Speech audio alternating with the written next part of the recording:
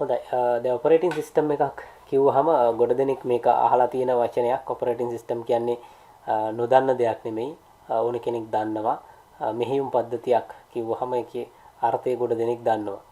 මෙහෙයුම් පද්ධතිය. ඉතින් මේ මෙහෙයුම් පද්ධතිය කියන නම අපිට අහන්න ලැබෙන්නේ පරිගණකයේ ආගමනයත් එක්ක එන වචනයක්. ඉතින් ඊට අමතරව සාමාන්‍ය විවහාරයේ මෙහෙයුම් පද්ධති කියලා භාවිතයන් සමහර අවස්ථාවලදී තියෙනවා. නමුත් ඔපරේටින් සිස්ටම් කියලා අපි කිව්වට පස්සේ ඒක පරිගණක ආශ්‍රිත දෙයක් කියන එක ඕනි කෙනෙක් දන්නවා. ඉතින් පරිගණකේ භාවිතා කරන්න අද ලෝකේ බොහෝම දෙනෙක් දන්නවා පරිගණකයේ කෙසේ වෙතත් ඒ ආශ්‍රිත උපාංග තියෙනවා ජංගම උපාංග අද ලෝකේ ඕනෑම පුද්ගලෙක් භාවිතා කරනවා. මම හිතන්නේ ලෝක ජනගහණයෙන් වැඩි ප්‍රතිශතයකට පරිගණක හෝ ජංගම උපාංග වෙත පිවිසෙන්න අවස්ථාවක් තියෙනවා. ඉතින් පරිගණක මෙහෙයුම් පද්ධතියක් කියන්නේ මොකක්ද කියන එක අපි නිර්වචනය කරගන්න කලින් අපි දන්නවා ලෝකේ අපි බොහෝම දෙනෙක් මේ ඉලෙක්ට්‍රොනික උපාංග එහෙම නැත්නම් ඩිජිටල් ඩිවයිසස් පාවිච්චි කරනවා. ජංගම දුරකථනයක් නැති කෙනෙක් නෑ අපේ රටේ මං හිතන්නේ.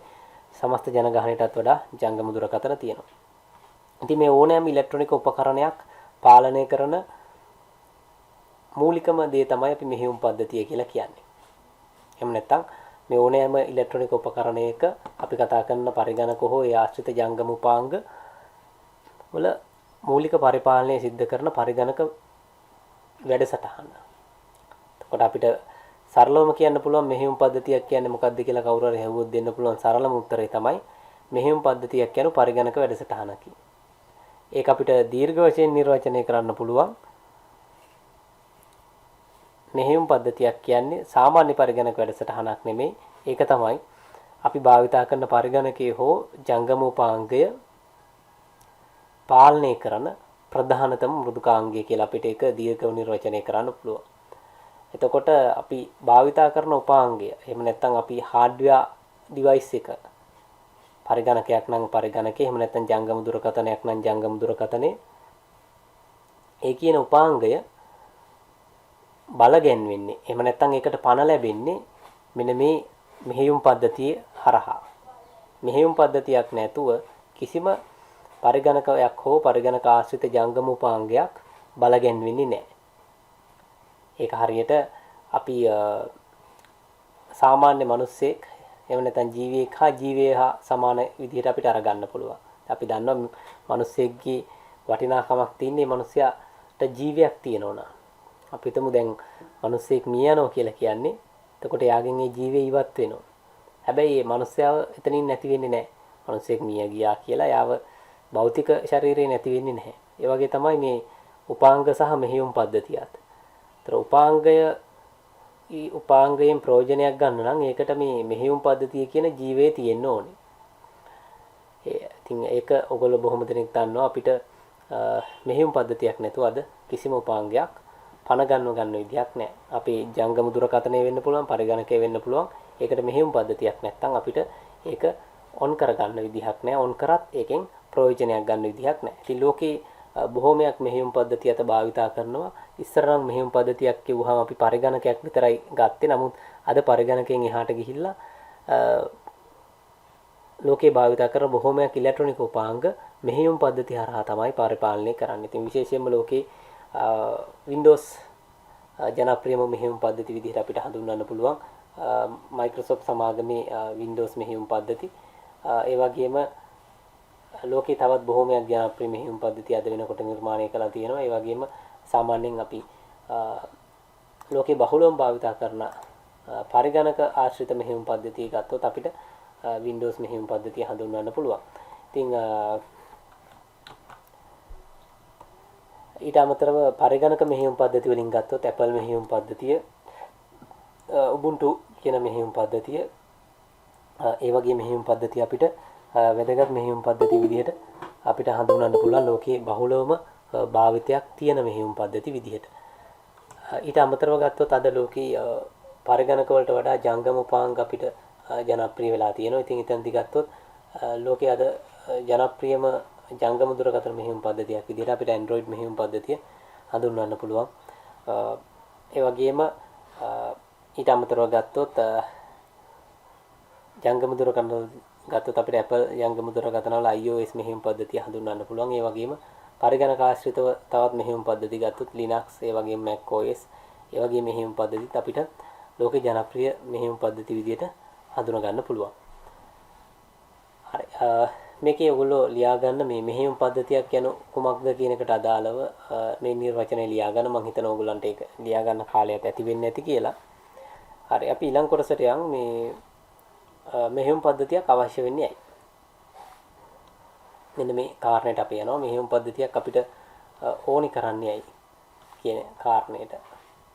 ඇයි පරිගණකයකට හෝ අපි භාවිතා කරන මොකක් හෝ උපාංගයකට මෙහෙයුම් පද්ධතියක් ඕනි කරන්නේ? මෙහෙයුම් පද්ධතියක් නැතුව මේ වැඩේ කරගන්න විදිහක් නැද්ද කියන එක පිළිබඳව තමයි අපි මෙතනදී කතා කරන්නේ. මෙහෙයුම් පද්ධතියක අවශ්‍යතාවය ලියා ගන්න අනුමාත්‍රකා විදිහට මෙහෙයුම් පද්ධතියක අවශ්‍යතාවය.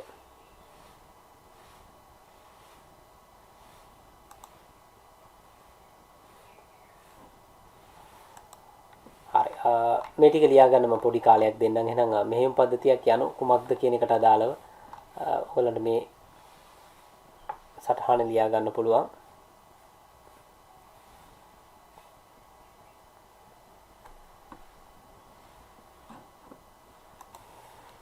හොඳයි. මෙහෙයුම් පද්ධතියක අවශ්‍යතාවය. ඇයි අපිට මෙහෙයුම් පද්ධතියක් අවශ්‍ය වෙන්නේ කියන එක ගැන අපි බලන්න ඕනේ. පරිගණක වලට මෙහෙයුම් පද්ධතියක් ඇයි ඕනි කරන්නේ? එතෙන්දී අපි දැනගන්න ඕනි කාරණේ තමයි මෙහෙයුම් පද්ධතියක් තමයි පරිශීලකයා. අපි දන්නවා පරිගණකයක් භාවිතා කරන යූසර් පරිශීලකයා සහ මෙන්න මේ දෘඩාංග කියන ඒකක දෙක සම්බන්ධ කරන්නේ මෙහෙයුම් පද්ධතිය. දැන් මේ දෘඩාංග කිව්වහම අපි ගොඩක් වෙලාවට පරිගණකයේ වැදගත්ම දෘඩාංගයේ විදිහට සලකන්නේ CPU එක. මොකද CPU එක තමයි පරිශීලකයට අවශ්‍ය කාර්යයන් සියල්ල ඉටු කරලා දෙන්නේ.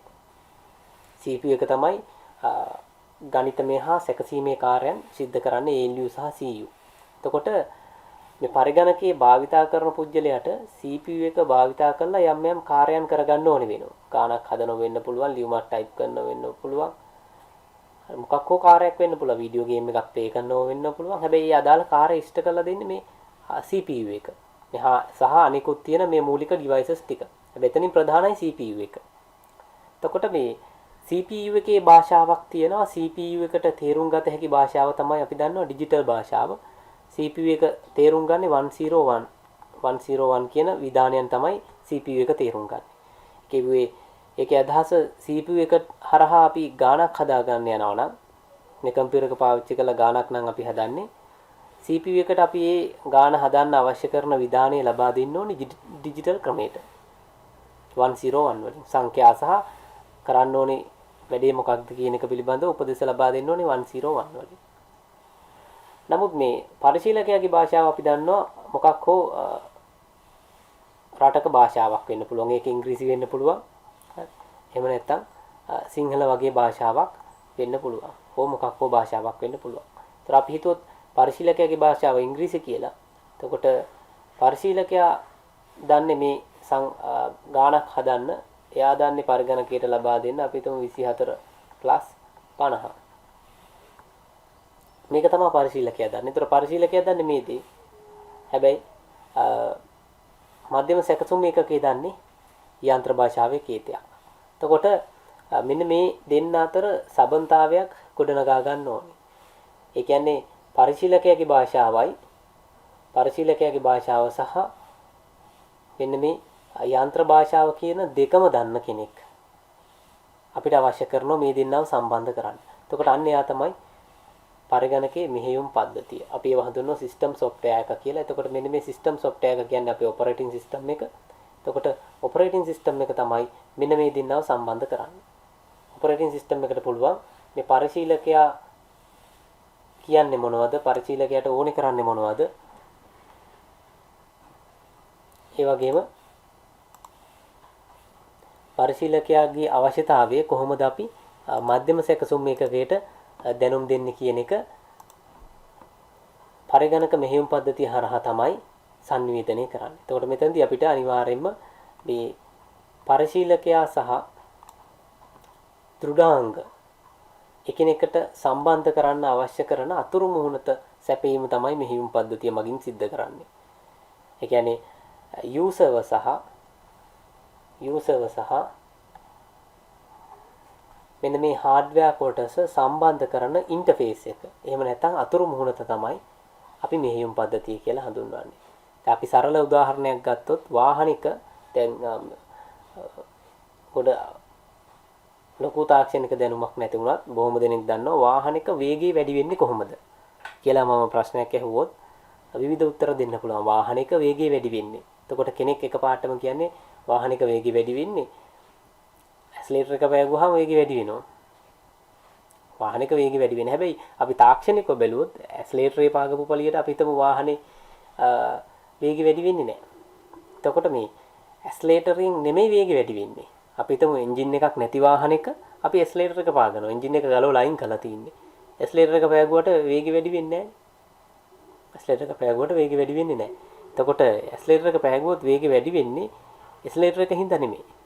එන්ජින් එකට තෙල් ලබා දීමේ ශීඝ්‍රතාවයේ තෙල් සහ ඔක්සිජන් ඒ ලබා දීමේ ශීඝ්‍රතාවය වැඩි කළා. එතකොට අපිට වාහනයක වේගය වැඩි කරන්න අවශ්‍යයි නම් ඇක්සලරේටර් එක පා ගන්න ඕනේ නැහැ. අපිට පුළුවන් වාහනේ එන්ජින් එක විවෘත කළා බොනට් එක විවෘත කළා අපිට තෙල් ලබා දෙන්න තියෙන ඒ වෑල් ටිකක් වැඩි වෙන්න ඇරියනම් වාහනේ වේගය වැඩි වෙනවා. හැබැයි වාහනයක් අපි ධාවනය කරන අතරතුර අපිට ওই දේ කරන්න බෑ. වාහනේ එන්ජින් එක ළඟට ගිහිල්ලා එන්ජින් එක උඩ හිටගෙන ඒවා අපිට විවෘත කරන්න හැකියාවක් නැහැ. එතකොට ඒකට ඒ අමාරු කාර්යය ලේසි කරගන්න අපිට දීලා තියෙන වාහනේ තුල ඇක්සලරේටර් එකක්. එතකොට සමහරලාට මේ ඇක්සලරේටර් එක පෑගුවාම වාහනේ වේගය වැඩි වෙනවා කියන එක ඩ්‍රයිවර් දන්නේ නැති වෙන්න පුළුවන්. නමුත් සිද්ධිය ඒකයි. එතකොට ඒ සිද්ධියම තමයි මේ කම්පියුටර් එකක් ඇතුලේදී වෙන්නේ. පරිශීලකයාට මේ හાર્ඩ්වෙයාර් ඩිවයිස් එක ළඟට ගිහිල්ලා එහෙම නැත්නම් CPU එකට ගිහිල්ලා CPU එකට යන්ත්‍ර විධාන දෙන්න පරිශීලකයා දන්නේ නැති හින්දා එයාට දීලා තියෙනවා අර වාහනේ ඇක්සලරේටර් එක වගේ එයාට දීලා තියෙනවා ඉන්ටර්ෆේස් එකක්. ඒ ඉන්ටර්ෆේස් එක තමයි අපි ඔපරේටින් සිස්ටම් එක කියලා කියන්නේ. හැබැයි යූසර්ට පුළුවන් ඔපරේටින් සිස්ටම් එකට විධාන දෙන්න ඔපරේටින් සිස්ටම් එක යූසර් ඔපරේටින් සිස්ටම් එකට විධාන දෙනවා ඔපරේටින් සිස්ටම් එක හાર્ඩ්වෙයාර් එකට විධාන දෙනවා. වාහනයක අපි ඇක්සලරේටර් පෑගුවාම ඇක්සලරේටර් එක ගිහිල්ලා සම්බන්ධ වෙනවා එන්ජින් එකට. එතනින් අපිට අවශ්‍ය කරන වේගය ලබා දෙනවා. එතකොට ඒ වගේ හැබැයි එකපාරට යූසර්ට ඔපරේටින් සිස්ටම් එකට විධාන ලබා දෙන්න බෑ. මේකේ දූරාවලියක් තියෙනවා. කිසියම් දූරාවලියක් තියෙනවා. මේ දූරාවලිය හරහා තමයි මෙහෙයුම් පද්ධතියට විධාන ලැබෙන්නේ. ඒ දූරාවලිය තමයි මුලින්ම පරිශීලකයා සම්බන්ධ වෙන්න ඕනේ Tamanට ආසන්නයේම තියෙන යෙදුම් මෘදුකාංග. දැන් අපිට ලියුමක් ටයිප් කරගන්න ඕන නම් print out එකක් ගන්න ඕන නම් අපි සම්බන්ධ වෙන්නේ application software එක. අපි Word open කරගන්නේ. Word වලින් කියනවා operating system එකට මෙන්න මේ වැඩේ කරලා දෙන්න. operating system එක කියනවා මේ වැඩේ hardware device එකට. ඒ වගේම ඔගේ ප්‍රතිදානය ලැබෙන්නේ. අපි තමු ලියුම ටයිප් කරලා අකුරු ටයිප් වෙනකොට ඒක operating system එකට යනවා hardware එක. ඒක application එකට යනවා Word වලට එනවා. ඒක අපේ හැට පේන්න ලැබෙනවා. ඒතොර ඒ දෙයම තමයි මේ වෙලාවෙත් වෙන්නේ. මේ පාඩම හරහා අපි මේ වෙන සිද්ධියත් ඒ වගේම තමයි. එතකොට operating system එක තමයි අපිට මේක දෙන්නේ. අපේ application software එක තමයි මෙතනදී ද zoom වෙන්න පුළුවන්, Word වෙන්න පුළුවන්, PowerPoint වෙන්න පුළුවන් application software එක. ඒතර operating system එක මේක අරගෙන hardware එකට දෙනවා. hardware එකෙන් තමයි මේක operating system එක සහ hardware එකෙන් මේක ක්‍රියාවට නංවලා නැවත operating system එකට සහ application software එකට හා පරිශීලකයට ලබා දෙනවා. එතකොට මෙහෙම පද්ධතියක මූලිකම අවශ්‍යතාවය තමයි මේ දෘඩාංග වලට පිවිසෙන්න. පරිශීලකයට දෘඩාංග වලට පිවිසෙන්න හැකියාවක් නැහැ. නිසා ඒකට අවශ්‍ය කරන ඉන්ටර්ෆේස් එක අතුරු මුහුණතක් දෙන එක. අතුරු මුහුණතක්. ඒ කියන්නේ එතනට යන්න ඉන්ටර්ෆේස් එකක්, වේදිකාවක් හදලා දෙන එක තමයි මෙහෙයුම් පද්ධතිය කරන්නේ. හරි. මේ හොඳයි. මෙතනදී අපි කතා කරන්න ළමයි මෙහෙයුම් පද්ධතිය ඒ වගේම මේ මෙහෙයුම් පද්ධතිය විතරක් නෙමේ පරිගණකයේ තියෙන්නේ. එතකොට අනිකුත් මෘදුකාංගත් තියෙනවා, අනිකුත් දෘඩාංගත් තියෙනවා. එතකොට මෙන්න මේ දෘඩාංග සහ මෘදුකාංග ටික කොහොමද සම්බන්ධ වෙන්නේ? මේක ඊටාම වැදගත් කොටසක්. මොකද මේක විභාගෙදිත් අපිට කීප අවස්ථාවකදී මේ රූප සටහන් විදිහට අහලා තියෙනවා. මේක මේ කොහොමද මේ සම්බන්ධතාවය ඇති වෙන්නේ? මේක අතිශයින්ම වැදගත් කොටසක් විදිහට ඔයගොල්ලන්ගේ සටහනේ මේ රූප සටහන පැහැදිලිව වැඳ ගන්න මම මේකේ ඉංග්‍රීසියෙන් දාලා තින්නේ. මේ සිංහල යෙදුම් ටිකත් මම අවශ්‍ය තැන්වලදී ලියන්නම්. සිංහල යෙදුම් ටිකත් අවශ්‍ය තැන්වලදී ඔයගොල්ලෝ ලියා ගන්න මේ විදිහටම. හරි. ඒතර දැන් අපි කලින් කතා කරා කොහොමද මෙහෙයුම් පද්ධතිය පරිශීලකයාට අතුරු මුහුණක් සපයන්නේ. දැන් මෙතනදී අපි බලන්නේ කොහොමද මේ මෙහෙයුම් පද්ධතිය පරිගණකයේ තුල තියෙන සියලුම කොටස්, ඒ කියන්නේ දෘඩාංග මෘදුකාංග ඇතුළුව අනෙකුත් සියලු කොටස් එක්ක ගනුදෙනු කරන්නේ කොහොමද කියන එක තමයි අපි මෙතනදී කතා කරන්නේ. එතකොට මෙතනදී අපි කලින් කතා කරා මේ මුලින්ම එන්නේ යූසර්. යූසර් එහෙම නැත්නම් අපි පරිශීලකයා කියලා මෙයා අපි හඳුන්වනවා පරිශීලකයා. එතකොට මේ පරිශීලකයා ඉන්නේ පරිගණකයෙන් පිටත. එයා පරිගණකය ඇතුළේ නෙමෙයි ඉන්නේ, පරිශීලකයා ඉන්නේ පරිගණකයෙන් පිටත. එතකොට මේ පරිශීලකයාට ඍජුව සම්බන්ධ වෙන්න පුළුවන් මෘදුකාංග වර්ග තුනක් තියෙනවා. ඒක හොඳට ඔලුවට ගන්න ඕනේ. මේ මෘදුකාංග වර්ග තුන තමයි මෘදුකාංග වර්ග තුන තමයි පරිශීලකයාට ඍජුව සම්බන්ධ වෙන්න පුළුවන් ඇප්ලිකේෂන් සොෆ්ට්වෙයාර් එකක් එක්ක. හරි. ළමයි මේ ඔයගොල්ලෝ ස්ක්‍රීන්ෂොට් එකක් අරගන්න මේකේ. මොකද කාලේ අපි උපරිම ප්‍රයෝජනයක් ගන්න ඕන නිසා ඒක තාක්ෂණික ඕගොල්ලන්ට ස්ක්‍රීන්ෂොට් එකක් ගන්න පුළුවන්. මොකද මේ අතරතුර ඇඳ ගන්න ලියා ගන්න බැරි වෙච්ච කොටසක් ආවොත් ඒක ඕගොල්ලන්ට ටක් ගාලා ඒ ස්ක්‍රීන්ෂොට් එක බලලා නැවත අඩුපාඩු සම්පූර්ණ කරගන්න පුළුවන්. හරි. පැහැදිලි කරලා දෙන දේට අවධානය යොමු කරන්න. හරි. ඒ අතර ඕගොල්ලන්ට අවශ්‍යයි නම් වෙනම සටහනක් මේ ලියා ගන්න. ඕගොල්ලෝ පොතේ සටහන අනිවාර්යෙන් අපි හැමදාම ලියා ගන්න සටහන විදිහට ලියාගෙන යන්න ඕනේ. හරි. හරි. ඒතර මේ පරිශීලකයා යූසර් මෙයාට පුළුවන් මේ කම්පියුටර් එකේ තියෙන ඩිවයිසස් තුනක් එක්ක සම්බන්ධ මෘදුකාංග තුනක් එක්ක සම්බන්ධ වෙන්න. එකක් තමයි ඇප්ලිකේෂන්. ඒ කියන්නේ යෙදුම් එක්ක මෙයාට සම්බන්ධ වෙන්න පුළුවන්. මෙයාට යෙදුම් මෘදුකාංග එක්ක සම්බන්ධ වෙන්න පුළුවන්. හරි. යෙදුම් මෘදුකාංගයත් එක්ක සම්බන්ධ වෙන්න පුළුවන්. යෙදුම් මෘදුකාංග. ඒ කියන්නේ අපි ගොඩක් වෙලාවට එහෙම නැත්නම් පරිශීලකයෝ වැඩිපුර ගනුදෙනු කරන්නේ ළමයි යෙදුම් මෘදුකාංගات එක්ක. දැන් Word වෙන්න පුළුවන්, Excel වෙන්න පුළුවන්, Access වෙන්න පුළුවන්. දැන් අපි Zoom පාවිච්චි කරනවා, Team වෙන්න පුළුවන් යෙදුම්. මොකද අපිට ගනුදෙනුව තියෙන්නේ ඒවත් එක්ක. අපිට මේකේ CPU එකක් තිබුණත් එකයි නැතත් එකයි අපි දන්නේ ඒව තියෙනවද නැද්ද කියලා. පරිශීලකයා දන්නේ මේ කම්පියුටර් එකේ Word තියනවද, මේ කම්පියුටර් එකේ Zoom තියනවද කියන එක විතරයි යා බලන්නේ. හැබැයි සමහර ලාවට පරිශීලකයාට පුළුවන් මෙහෙයුම් පද්ධතියත් එක්ක සම්බන්ධ වෙන්න. කොහොමද මෙහෙයුම් පද්ධතියත් එක්ක අපි සම්බන්ධ වෙන්නේ ළමයි? මෙහෙයුම් පද්ධතියත් එක්ක අපිට සම්බන්ධ වෙන්න පුළුවන්. කොහොමද අපි එහෙම කරන්නේ? දැන් සමහර වෙලාවට අපිට සිද්ධ වෙනවා මෙහෙයුම් පද්ධතිය තුල තියෙන සැකසුම් වෙනස් කරන්න. දැන් කන්ට්‍රෝල් පැනල් එකට ගිහිල්ලා අපිට සොෆ්ට්වෙයාර් එකක් අයින් කරන්න වෙනවා. අන්න එතකොට අපිට ඇප්ලිකේෂන් සොෆ්ට්වෙයාර් එකක් එක්ක සම්බන්ධ වෙලා හරියන්නේ අපි මෙහි පරිශීලකයා මෙහෙයුම් පද්ධතියත් එක්ක සම්බන්ධ වෙන්නේ. කම්පියුටර් එකේ ස්ක්‍රීන් වෝල්පේපර් එක වෙනස් කරන්න වෙනවා. අන්න මෙහෙයුම් පද්ධතියත් එක්ක සම්බන්ධ වෙන්නේ. කම්පියුටරේ මොකක් හරි වෙනත් සැකසුමක් හදන්න ඕන වෙනවා අපිට. ඉන්ටර්නෙට් කනෙක්ෂන් එක හරියට සෙටින්ග්ස් හදා ගන්න වෙනවා. අන්න ඔපරේටින් සිස්ටම් එකත් එක්ක සම්බන්ධ වෙන්න වෙනවා. ඒ වගේම කම්පියුටර් එක ඇතුලේ තියෙන තවත් මෘදුකාංග වර්ගයක් තමයි අපි මේවා පළවෙනි පාඩමේදී කතා කරලා තියෙන නිසා නැවත දීර්ඝව කතා කරන්නේ. System utilities. එහෙම නැත්නම් අපි මේවා හඳුන්වනවා මේ උපයෝගීතා මෘදුකාංග. උපයෝගීතා මෘදුකාංග. උපයෝගීතා මෘදුකාංග. එතකොට උපයෝගීතා system utilities. දැන් උපයෝගීතා මෘදුකාංග කියලා ගත්තාම අපි දන්නවා virus guard, නේ, antivirus guard, හරි, backup software, registry cleaner, ඔය වගේ ඒවා තමයි ඒකට අයිති වෙන්නේ. එතකොට මේ මෙහෙයුම් පද්ධතිය ඒ වැඩ ටික කරන්නේ නැහැනේ. ඒ නිසා තමයි අපි system utilities දාගන්නේ. මෙහෙයුම් පද්ධතිය ඒව කරන්නේ නැහැ. එතකොට පරිශීලකයට පුළුවන් දැන් අපිට පුළුවන් මෙහෙයුම් පද්ධතිය එක්ක වෙනත් ඇප්ලිකේෂන් සොෆ්ට්වෙයාර් එක ගනුදෙනුවක් නැතුව කෙලින්ම මේ යුටිලිටි සොෆ්ට්වෙයාර් එක සම්බන්ධ වෙන්න. කොහොමද එහෙම සම්බන්ධ වෙන්නේ? අපිට පුළුවන් අපේ වෛරස් ගාඩ් එකට උපදෙස් දෙන්න. වෛරස් ගාඩ් එකේ සෙටින් හදන්න, වෛරස් ගාඩ් එකට ලොග් වෙන්න, වෛරස් ගාඩ් එක වෙනස් කරන්න. ඒකේ තියෙන සැකසුම් පාවිච්චි කරන්න. එහෙනම් අපිට සිස්ටම් යුටිලිටීස් එකක් ගනුදෙනු කරන්න පුළුවන්. ඒ කියන්නේ පරිශීලකයාට සිස්ටම් යුටිලිටීස් පාවිච්චි කරන්න පුළුවන්. ඒ කියන්නේ යුටිලිටි සොෆ්ට්වෙයාර් පාවිච්චි කරන්න පරිශීලකයාට හැකියාව තියෙනවා. හරි. එතකොට මේ තියෙන ළමයි පරිගණකයක තියෙන සියලුම මෘදුකාංග ටික. දැන් අපි කතා කරලා තියෙනවා පරිගණකයක මෘදුකාංග වර්ග, පද්ධති මෘදුකාංග, යෙදුම් මෘදුකාංග සහ පද්ධති මෘදුකාංග වලට තමයි මෙන්න මේ දෙක අයිති වෙන්නේ. පද්ධති මෘදුකාංග. ඔයාලට මතක ඇති පළවෙනි පාඩමේදී කතා කරා පද්ධති මෘදුකාංග තමයි මේ දෙක. හරි. පද්ධති මෘදුකාංග. මේ දෙක. ඒතර මේක යෙදුම් මෘදුකාංග. මේක යෙදුම් මෘදුකාංග. යෙදුම් මෘදුකාංග පද්ධති මෘදුකාංග. එතකොට ඊළඟට අපිට වැදගත් දෙයක් තියෙනවා. ඒක තමයි මේ ඩිවයිස් ඩ්‍රයිවර්ස් කියන ඒවා.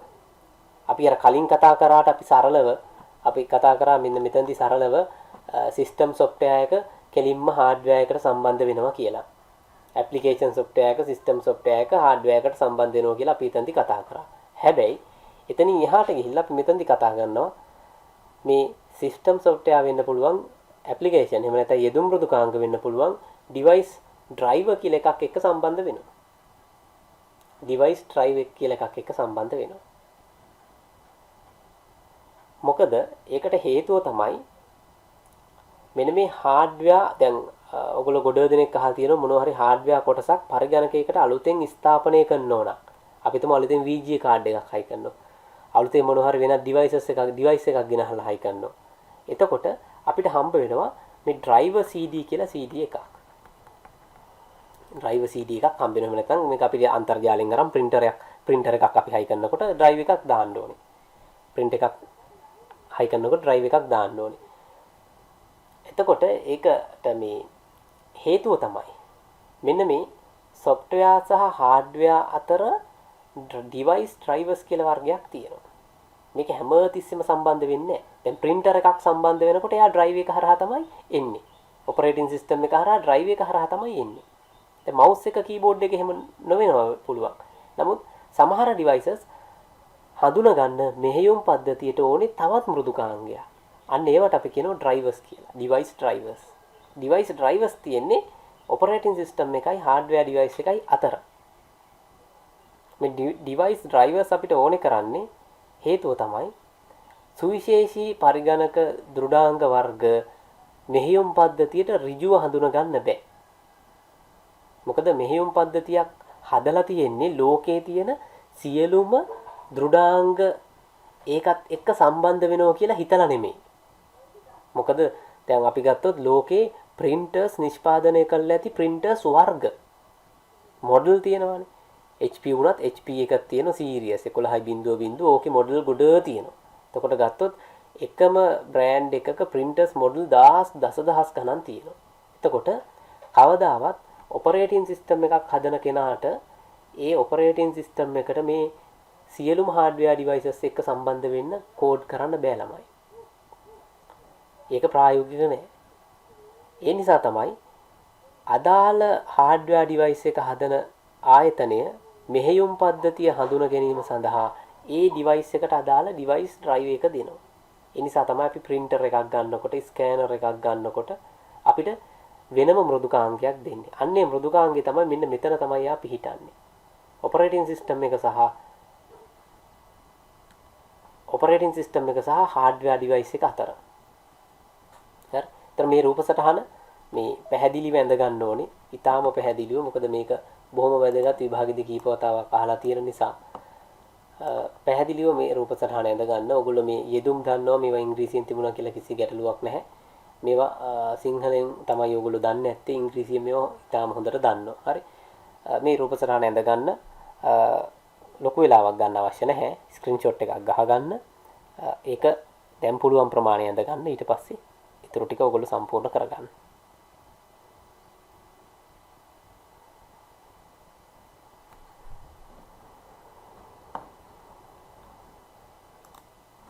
හරි. එතකොට මේ මෙහෙයුම් පද්ධතියක් මගින් පරිශීලක ක්‍රියාකාරීත්වය දෘඩාංග වෙත ප්‍රවේශ කරන ආකාරය. ඒ කියන්නේ පරිශීලකයව කොහොමද hardware device එකකට අරගෙන යන්නේ කියන එක තමයි මෙතනදී කතා කරන්නේ. එතකොට දැන් අපි ගත්තොත් මේක ටිකක් සංකීර්ණ රූප සටහනක් වෙන්න පුළුවන්. නමුත් අපි කතා කරා මේ මෙන්න මෙතන තමයි hardware device එක තියෙන්නේ. ඒ කියන්නේ computer hardware ටික තියෙන්නේ. ඒ කියන්නේ මෙතන තමයි CPU එක තියෙන්නේ. හරි. මෙන්න මෙතන තමයි CPU එක තියෙන්නේ. එහෙම නැත්නම් පරිගණකයේ මූලික දෘඩාංක ටික තියෙන්නේ මෙතන. හරි. එතකොට එයා ඒ ටික ළඟින් ඉන්නවා මේ ඔපරේටින් සිස්ටම් එක. හරි. ඔපරේටින් සිස්ටම් එකේ ළඟින් ඉන්නවා. එතකොට මේ ඔපරේටින් සිස්ටම් එකට උඩින් ඉන්නවා. ඔපරේටින් සිස්ටම් එකට උඩින් ඉන්නවා කවුද? අපි ඇප්ලිකේෂන් software ටික සහ අනිකුත් සිස්ටම් software තියෙනවා නම් අපි කලින් කතා කරපු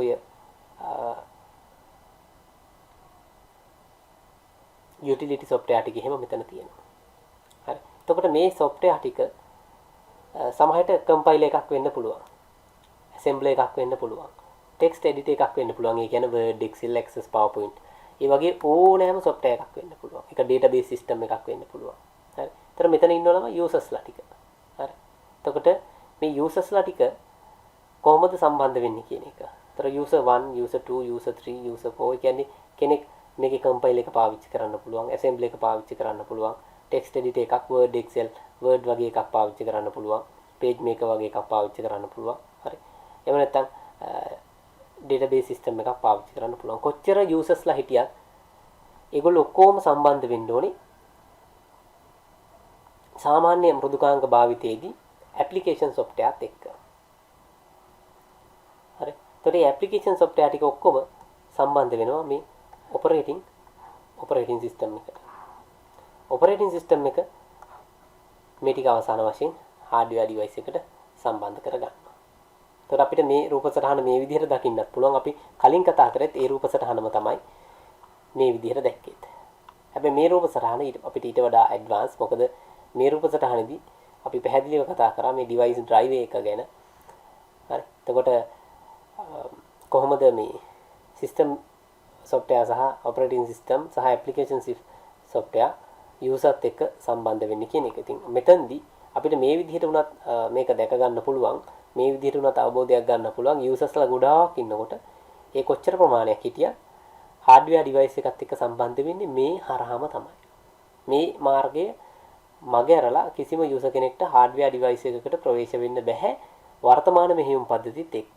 වර්තමානයේ තියෙන මෙහෙයුම් පද්ධති නිර්මාණය කරලා තින්නේ hardware device එකට ප්‍රවේශ වෙන්න මෙහෙයුම් පද්ධතිය හරහාමයි. යාට වෙන මාර්ගයක් නැහැ මේකට ප්‍රවේශ වෙන්න. හරි. මේ රූප සටහනත් අඳ ගන්න. මොකද මේ රූප සටහනත් විභාගෙදී තාම වැදගත්. මොකද පහුගිය විභාගවලදීත් මේ වගේ රූප සටහන් දීලා මේ ප්‍රශ්න දීලා තියෙන නිසා. හොඳයි. දැන් අපි මෙතනදී කතා කරන ළමයි මේ පරිගණක මෙහෙයුම් පද්ධතියක් අපි කලින් කතා කරා. පරිගණක මෙහෙයුම් පද්ධතියක ප්‍රධාන කාර්යය තමයි මේ පරිශීලකයව සහ දෘඩාංගය. අපි කලින් කතා කරා පරිශීලකයව සහ දෘඩාංගය සම්බන්ධ කරන්න අතුරු මුහුණතක් ලබා දෙන එක තමයි මෙහෙයුම් පද්ධතිය කරන්නේ කියලා. හරි. CPU හෝ මොනවා හෝ hardware devices සහ මේ පරිශීලකයව සම්බන්ධ කරන්න. අතුරු මුහුණතක් අපි කතා කරා උදාහරණයක් කර වාහනයක ඇක්සලරේටර් එක ගැන. නේ වාහනයක වේගය වැඩි වෙන්නේ ඇත්තටම ඇක්සලරේටර් එක පෑගුවාම නෙමෙයි. ඇක්සලරේටර් එක පෑගුවාම ඒ හරහා සම්බන්ධ වෙලා වාහනේ එන්ජින් එකේ තියෙන නේ ඉන්ධන සහ ඔක්සිජන් ලැබීමේ ප්‍රවේගය වැඩි කිරීමෙන් තමයි වේගය වැඩි වෙන්නේ. එතකොට ඒක කරන්න අපිට ඇක්සලරේටර් එක පා ගන්න ඕනේ නැහැ. එන්ජින් එකේ බොනට් එක කරලා වාහනේ ස්ටාර්ට් කරලානේ අපිට ඒක අතින් කරන්නත් පුළුවන්. එහෙම ටෙක් කරන ළමයි එහෙම දන්නවා. එහෙම කරන විදිහක් නේ. ඉතින් මේ එනම් මේ ඇක්සලරේටර් එක කියන්නේ වාහනේ ඒ වැඩේ කරන්න අපිට ලේසි කරපු විදිහක්. අතුරු මුහුණතක්. ඒතර ඒ වගේ අපිට මේ hardware device එක එහෙම නැත්නම් කම්පියුටර් එකේ CPU එක අපිට පාවිච්චි කරන්න බෑ. අපිට තේරෙන්නේ නැහැ මේකේ 101 අපිට විධාන ලබා දෙන්න තේරෙන්නේ නැහැ. ඒ නිසා අපිට ඒක පහසු කරගන්න තමයි operating system එක දීලා තියෙන්නේ. ඒතර ඕනෑම operating system එකක් ළමයි අතුරු මුහුණත් වර්ග කීපයක් සපයන්න පුළුවන්. හරි. එතකොට කාලානුරූපව මේක කාලයට වෙනස් වෙලා ඕනෑම පරිගණක මෙහෙයුම් පද්ධතියක් ප්‍රධාන අතුරු මුහුණත් වර්ග දෙකක් සපයනවා. මුල් කාලීන පරිගණක අපිට දුන්නේ CLI. එහෙම නැත්නම් චිත්‍ර මේ විධාන පේලි අතුරු මුහුණතක් විතරයි. CLI එක. command line interface එක. ඒ කියන්නේ මේ රූප සටහනේ තියෙනවා වගේ අකුරු ටිකක් විතරයි තියෙන්නේ කළු පාට ස්ක්‍රීන් එකක. සුදු පාට අකුරු එහෙම නැත්නම් කළු පාට ස්ක්‍රීන් එකක කොළ පාට අකුරු. ඔය වගේ ටිකක් විතරයි අපිට දුන්නේ. කම්පියුටර් එකක් ඔන් කරන්නේ ඕෆ් කරන්නේ විධාන ලබා දෙන්නේ සියල්ල කරන්න ඕනේ විධාන වලින්. ඒකයි විධාන කියන්නේ. ඒ කියන්නේ අපිට මොන හරි දෙයක් කරන්න ඕන නම් අපි මේ කළු පාට ස්ක්‍රීන් එකේ ඒක ටයිප් කරන්න ඕනේ. අපිට ඕෆ් කරන්න ඕන නම් ඕෆ් කියලා ටයිප් කරන්න ඕනේ. ක්‍රියේට් කරන්න ඕන නම් ෆෝල්ඩර් එක ක්‍රියේට් කියලා ටයිප් කරන්න ඕනේ. හරි. එතකොට ඔක්කොම ටයිප් කර කර එන්ටර් කරන්න ඕනේ. ඒක තමයි විධාන. විධාන රේඛන. අපි ඒකට කියනවා ප්‍රේරකයක්, ප්‍රොම්ප්ට් එකක්, කළු පාට තිරයක්. ඒකට අපි කියනවා ප්‍රේරකය කියලා. ඒතර මේ කළු පාට තිරයක් කරා විතරයි මේ වැඩේ කරන්න පුළුවන්. ඒක අපිට අදටත් පාවිච්චි කරන්න පුළුවන් ළමයි. මොකද මුල් යුගයේ පරිගණකවල මේ තීච්ච දේ අද පරිගණකෙත් තියෙනව නැත්තේ නෑ. හැබැයි අද පරිගණකවල තියෙන්නේ අපිට චිත්‍රක පරිශීලක අතුරු මුහුණතක්. ඒ කියන්නේ මෙන්න මේ වගේ තත්ත්වයක් අපිට ලස්සන චිත්‍ර කොටස් තියෙන්නේ.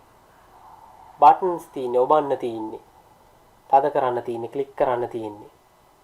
ඒවට අපි කියනවා graphical user interface එකක්. ඒතර ලෝකයේ මුලින්ම graphical user interface එකක් එක්ක පරිගණකයක් හඳුන්වා දුන්නේ 1984 අවුරුද්දේදී. ඒ Apple Macintosh කියන පරිගණකය. ඒ වගේම 1985 දී ඊට හරියටම අවුරුද්දකට පස්සේ Microsoft Windows 1 කියන මෙහෙයුම් පද්ධතිය හඳුන්වා දුන්නා graphical user interface එකක් එක්ක. ওই දෙක තමයි ලෝකයේ මුලින්ම graphical user interface එකක් හඳුන්වා දීපු අවස්ථාව. මේ තින්නේ ඒ මුල් කාලීන එකක් නෙමෙයි.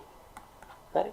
එතකොට 1984 දී Apple සමාගම තමයි පළවෙනි පුද්ගලික පරිගණකයේදී Apple Macintosh මෙහෙයුම් පද්ධතිය යටතේ graphical user interface එකක් හඳුන්වා දුන්නේ.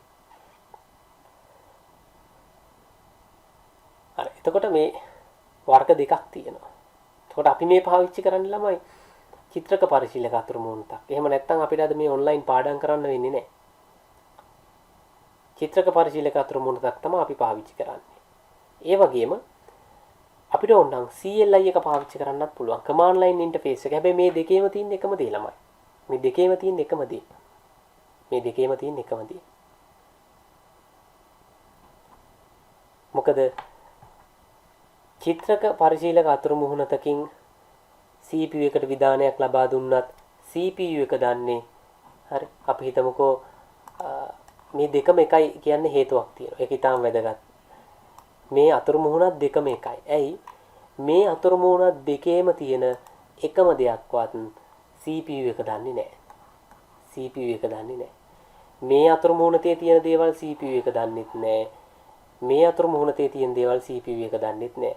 මේක චිත්‍රක පරිශීලක අතුරු මුහුණතනේ. මේ දෙකෙන් එකකවත් තියෙන දේවල් CPU එක දන්නේ නැහැ. CPU එක දන්නේ එක දෙයයි. එයා ඩිජිටල් භාෂාව 101 විතරයි CPU එක දන්නේ. එතකොට මේකත් 101 වලට කන්වර්ට් වෙනවා. මේකත් 101 වලට කන්වර්ට් වෙනවා. පරිවර්තනය වෙනවා. එතකොට චිත්‍රක පරිශීලක අතුරු මුහුණතක තියෙන දේ CPU එකට වැඩක් නැහැ. විධාන රේඛන අතුරු මුහුණතක තියෙන දේත් වැඩක් නැහැ. යාට වැඩක් වෙන්නේ වැඩක් තියෙන්නේ මෙන්න මේක විතරයි. වැදගත් වෙන්නේ. පරිශීලකයට තමයි ළමයි මේ දෙක වැදගත් වෙන්නේ. යූසර්ට තමයි මේ දෙක වැදගත් වෙන්නේ. යූසර්ට තමයි මේක වැදගත් වෙන්නේ. සමහර යූසර්ස්ලා මේකට කැමති, සමහර යූසර්ස්ලා මේකට කැමති. කොහොමත් 1984ට කලින් කැමති වුණත් අකමැති වුණත් යූසර්ස්ලාට තිබුණේ මේක විතරයි. මේක විතරයි තිබුණේ යූසර්ස්ලාට. ඒ කියන්නේ විධාන රේඛන අතුරු මුහුණත විතරයි. අද මේ දෙකම තියෙනවා. කැමති යූසර් කෙනෙක්ට කැමති එකක් පාවිච්චි කරන්න පුළුවන්. සමහර යූසර්ස්ලා බහුතරයක් මේක පාවිච්චි කරනවා. නමුත් සුවිශේෂී යූසර්ස්ලා මේක පාවිච්චි කරන්න නැත් ඉන්නවා. මේක පාවිච්චි කරන්න නැත් ඉන්නවා. හරි. විශේෂයෙන්ම ගොඩක් වෙලාවට මෘදුකාංග ඉංජිනේරුවරු ඒ වගේ විශේෂ පිරිස් පාවිච්චි කරන්නේ CLI. ওই දෙකේ වෙනස්කම් තියෙනවා. අපි මේ වෙනස්කම් ගැන අපි ඊළඟට කතා කරනවා. අපි ඊට කලින් බලමු නිකන් මෙහෙයුම් පද්ධති ගැන එහෙම කතා කරනකොට අපි මේ CLI එක පොඩ්ඩක් නිකන් මොකක්ද කියලා අපි Windows මෙහෙයුම් පද්ධතියක CLI එකක් තියෙනවද ඒ ටිකවත් අපි දැනගෙන ඉන්න ඕනේ. එතකොට ඔයගලන්ට පුළුවන් ඔයගලන්ගේ කම්පියුටර් එකේ පාවිච්චි කරන්න ගිහිල්ලා CMD කියලා තමයි ඒක වර්තමානයේදී මේ මෙහෙයුම් පද්ධතිය වලදී තියෙන ඉස්සර CLI එකට දැන් මේක CMD කියලා තියෙන command prompt කියලා. command prompt එක open කරගන්න පුළුවන්. එතකොට ඔයගලන්ට කළු පාට ස්ක්‍රීන් එකක් ඕපන් වෙයි. මේක තමයි විධාන රේඛන අතුරු මුහුණත. මේ කම්පියුටර් එකේ ඇතුලේ ඕනෙම දෙයක් මේකේ කරන්න පුළුවන්. තියෙන ෆයිල්ස් බලන්න පුළුවන්. මේ dir කියලා ගහුවනම් මේකේ තියෙන ෆෝල්ඩර්ස් ටික ෆයිල්ස් ටික අපිට බලා ගන්න පුළුවන්. ඒතර මේකේ විධාන තමයි පාවිච්චි කරන්නේ. එතන dir කියන්නේ ඩිරෙක්ටරි කියන එක. දැන්ට මම ඉන්න තැන මට D drive එකට යන්න ඕන නම් මම D drive එක මේකේ drive එක ওই විදිහට නම් කරාම මට ඒ drive එකට යන්න හැකියාව තියෙනවා. E drive එකට. ඒතර E drive එකේ තියෙන folders මොනවද කියලා බලන්න dir කියලා මම type කරාම ඒකේ තියෙන folders ටික එනවා මොනවද කියලා. folders සහ file ටික එනවා. ඒ දැන් මේක ඇතුලේ ඔයගලන්ට පේනවද දන්නේ නැහැ. screen එක පොඩි නිසා සමහරලාට මේකේ තියෙන එක file එක folder එකක් directory එකක් dir කියන්නේ directory කියන එක folder කියන එක තමයි ඒකේ අදහස. OS කියලා. ඒතර මට පුළුවන් CD කියන්නේ මගේ ඉන්න directory එක මාරු කරන්න. ඒ කියන්නේ folder එකක් අපි click කරලා folder එකක් ඇතුළට යන එක. CD මම OS කියලා ගැහුවොත් හරි. ඔයගලන්ට පේනවා මම දැන් ඉන්නේ OS කියන folder එක ඇතුළේ. OS කියන folder එක ඇතුළේ. ඒක සමානයි. මම OS folder එකට යන එක සමානයි. මම මේ කම්පියුටර් එකේ hard disk එක මේ විදිහට ගිහිල්ලා this PC වලට ගිහිල්ලා E එකට ගිහිල්ලා මෙන්න මෙතන OS කියලා එකක් තියෙනවා. right. එතකොට මට මේක ඇතුලේ ෆයිල් ටිකක් තියෙනවා කියලා පේනවා. මේ මම ඉන්නේ graphical user interface එකේ. graphical user interface එකේ ඕක කරපු විදිය. ඕකම මට කරන්න පුළුවන් ළමයි මේකෙත්. හරි. කොහොමද ඕක කරන්නේ?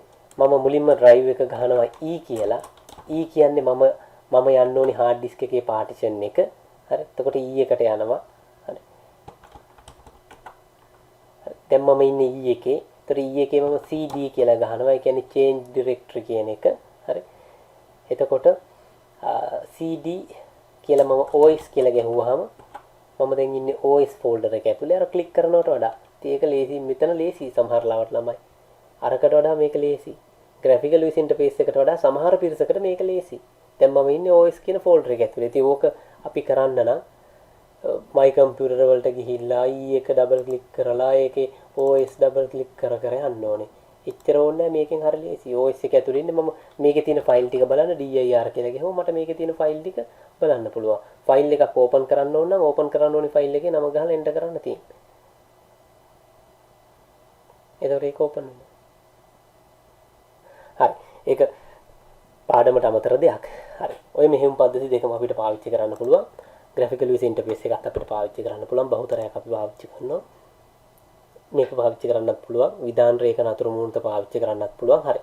මෙන්න මේක මේ කොටස් දෙක මේක විස්තරය ලියා ගන්න ඕගොල්ලෝ. හොඳයි. එහෙනම් අපි මේ ඊළඟට කතා කරන්නේ මෙන්න මේ අපි කලින් කතා කරපු විධාන රේඛන අතුරු මුහුණතයි CLI එක සහ GUI එක අතර වාසිය වාසි. MCQ ප්‍රශ්න වලට එහෙම මේ වගේම අනිවාර්යෙන් අහන්න පුළුවන්. මොකද මේවා බොහොම සියුම් කොටස් අවධානය යොමු නොකරන. දැන් CLI විධාන රේඛන අතුරු මුහුණතේ වාසිත් තියෙනවා අවාසිත් තියෙනවා. GUI එකෙත් වාසි තියෙනවා අවාසි තියෙනවා. ඔය දෙකම තියෙනවා ළමයි. CLI එක විධාන සඳහා පාවිච්චි කරන්නේ අක්ෂර. මම ඔයගොල්ලන්ට කලින් පෙන්නුවා විධානයක් නේ. සඳහා අක්ෂර. CD කියන්නේ change directory.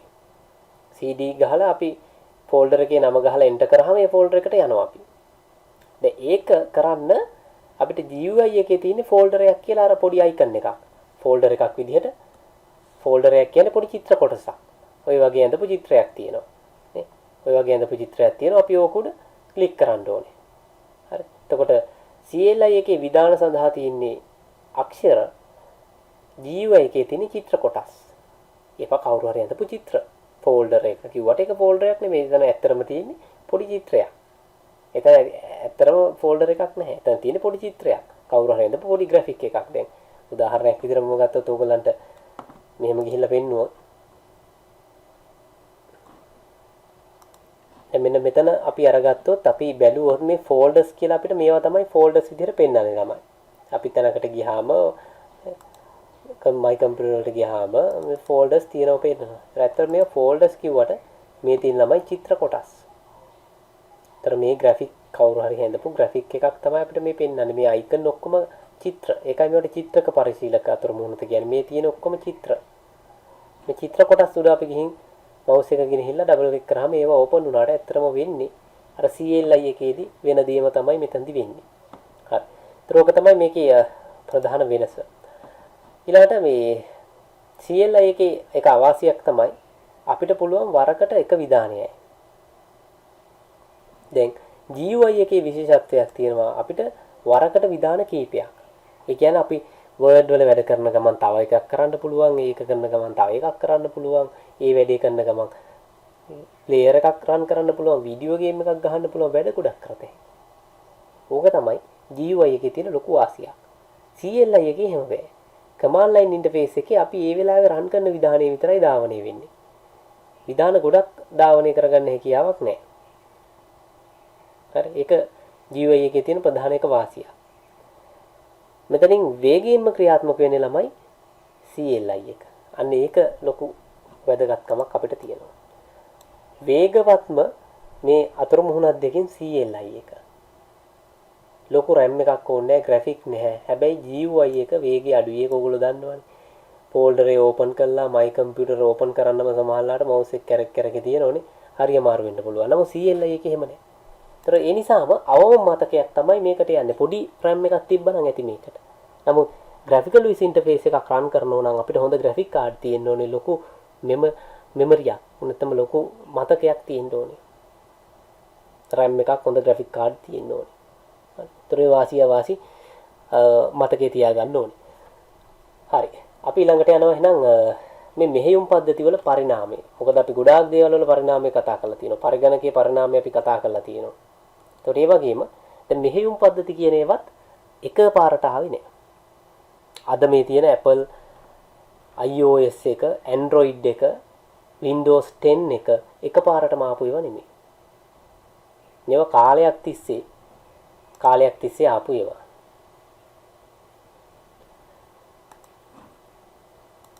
දැන් මේ පරිගණකයේ මෙහෙයුම් පද්ධති වල පරිණාමය අපිට මේ પરම්පරා කීපයක් යටතේ කතා කරන්න පුළුවන් ළමයි. මේවා එකපාර මේ Android මෙහෙයුම් පද්ධතියට පරිණාමය වුණා නෙමෙයි.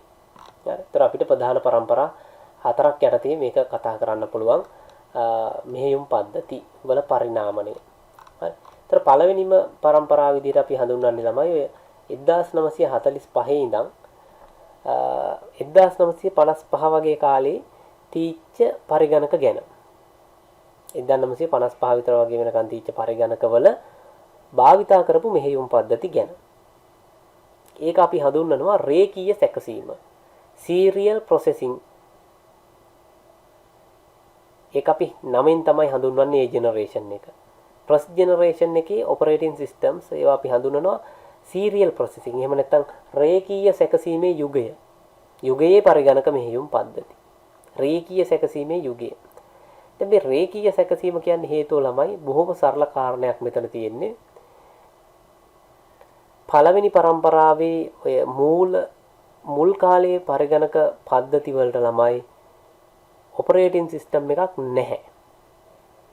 operating system එකක් නැහැ. ඒ නිසා තමයි අපි ඒවට රේඛීය සැකසීම කියන්නේ. ඒකට තව හේතුවක් තියෙනවා. මුල් යුගයේ පරිගණක වලට ළමයි operating system එකක් නැහැ. ත්‍රුඩාංගයට ඍජුවම අපි විධාන ලබා දෙනවා. ඒ කියන්නේ පරිගණකයට අපි විධානයක් ලබා දෙනකොට අපි ඒ විධානය ඩිජිටල් විදිහට ඕනේ දෙන්න. එහෙනම් ළමයි operating system එකක් ඕනේ නැහනේ. operating system එක ඕනේ කරන්නේ මොකටද? පරිශීලකයා කියන එක කම්පියුටරයට තේරෙන්නේ නැත්තම්. නමුත් first generation එකේ computers වල එහෙම දෙයක් නැහැ. පරිශීලකයා කම්පියුටර් එකේ භාෂාව දන්නවා. ඒ කියන්නේ පරිශීලකයා ඩිජිටල් ලැන්ග්වේජ් එක දැනගෙන ඉන්න ඕනේ. එයාට පුළුවන් ඍජුව විධානය ලබා දෙන්න බයිනරි වලින්. එහෙනම් පළවෙනි ජෙනරේෂන් එකේ මෙහෙයුම් පද්ධතිය අවශ්‍යතාවයක් නැහැ. first generation එකේ user කම්පියුටර් ලැන්ග්වේජ් එක හොඳට දන්නවා. ඒ කියන්නේ first generation එකේ කම්පියුටර් එකක් සාමාන්‍ය මිනිස්සුන්ට පාවිච්චි කරන්න බෑ. එයා බයිනරි භාෂාව එහෙම නැත්නම් ඩිජිටල් භාෂාව දැනගෙන ඉන්න ඕනේ.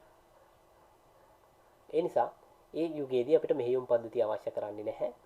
කරන්න තියෙන වැඩ ටික පිළිවෙලට හදා ගන්න ඕනේ. ඒ කියන්නේ කම්පියුටර් එකේ අපි ගණන් එකතු කරනවා නම් මම මේ සරලවම කියන්නේ ඔයගොල්ලන්ට තේරෙන විදිහට ගණන් එකතු කරනවා නම් මේ එකතු කිරීම කරාට පස්සේ පරිගණකයේ භෞතිකව වෙනස් කරන්න ඕනේ ළමයි. ඔයගොල්ලෝ බලන්න වෙනියක් වගේ පරිගණක කොහොමද ක්‍රියාකාරීත්වය ගණන් අපි අඩු කරන්න තියෙනවා නම් මොකද මෙයා මුල් යුගයේ ගණන් හදන් තමයි පාවිච්චි කරේ. අඩු කරනවා නම් නැවත පරිගණකය වෙනස් කරන්න ඕනේ. ಗುಣ කරනවා නම් නැවත වෙනස් කරන්න ඕනේ. එතකොට එහෙනම් මේ එකතු කිරීම 10ක් විතර අපිට කරගන්නවා තියෙනවා නම් මේ ටික අපි පෙළ ගස්ව ගන්නවා. මුලින් මේක ඊළඟට මේක ඊළඟට මේක. ඊළඟට මේ එකතු කිරීම ටික. ඊළඟට අඩු කිරීම ටික අපි ඒ ටික පෙළ ගස්ව ගන්නවා. හරි. ඒකයි මේකට රේඛීය සැකසීම කියන්නේ. මොකද කම්පියුටර් එකේ භෞතිකව ගලවලා වෙනස් කරන්න ඕනේ එක වැඩක් කරාට පස්සේ ඊළඟ වැඩේ කරන්න. ඒකට අවශ්‍ය කරන වයර් හයි කරන්න ඕනේ, ප්ලග් හයි කරන්න ඕනේ, වැකියුම් ටියුබ් මාරු කරන්න ඕනේ, ඒ ගැලපෙන විදිහට ඒවා ඒ තැන් වලට ප්ලේස් කරන්න ඕනේ. ඒ නිසා මේක අපි රේඛීය සැකසීමේ යුගය. බොහොම ප්‍රාථමික යුගයේ විදිහට අපි හඳුන්වනවා. මෙහෙයුම් පද්ධති නැහැ. රේඛීය සැකසීම කියන්නේ කරන්න ඕනි වැඩ ටික අනුපිළිවෙලට හදා ගන්න ඕනේ. මොකද එකතු කරාට පස්සේ ඒ වලින්ම අඩු කරන්න යන්න බෑ. මොකද පරිගණකයේ යම් ආකාරයකට වෙනස් කිරීමක් කරන්න ඕනේ. මේක බොහොම සරල කතාවක් මේ කියන්නේ තේරුම් ගන්න. එහෙම නැත්නම් මේ විද්‍යාඥයන්ට වගේ හේම ලොකු මේකක් නෙමෙයි මම මේ කියන්නේ බොහොම සරල දරුවෙක්ට මේක තේරුම් ගන්න ඔලුවට දාගන්න ක්‍රමයක්. හරි. ඊළඟට 1955 විතර වගේ පස්සේ සරල කාණ්ඩ පද්ධති කියලා පරිගණක මෙහෙයුම් පද්ධති වර්ගයක් නිර්මාණය වෙනවා. ඒවා අපි second generation එහෙම නැත්නම් දෙවන පරම්පරාව විදියට හඳුන්වනවා. එතකොට මේ 1955 වගේ කාලේ වෙනකොට පරිගණකයට මතකය කියන එක නිර්මාණය වෙනවා ළමයි. පරිගණකයට මතකය කියන එක නිර්මාණය වෙනවා. මතකයත් එක්ක අර ඍජු විධාන පරිගණකයට ඒ වෙලාවේ ලබා දෙනවා වෙනුවට මේ වගේ පරිගණකවල පුරුදු වෙනවා මතකය තුල පරිගණක වැඩසටහනක් ධාවනය කළා අන්න එතන ඉඳන් වැඩ කරන්න පටන් ගන්නවා. ඒ කියන්නේ හැමතිස්සෙම කම්පියුටර් එකට 101 විධාන ලබා දෙන්න ඕනේ නෑ. මෙහෙම කරන්න මෙහෙම කරන්න මෙහෙම කරන්න. CPU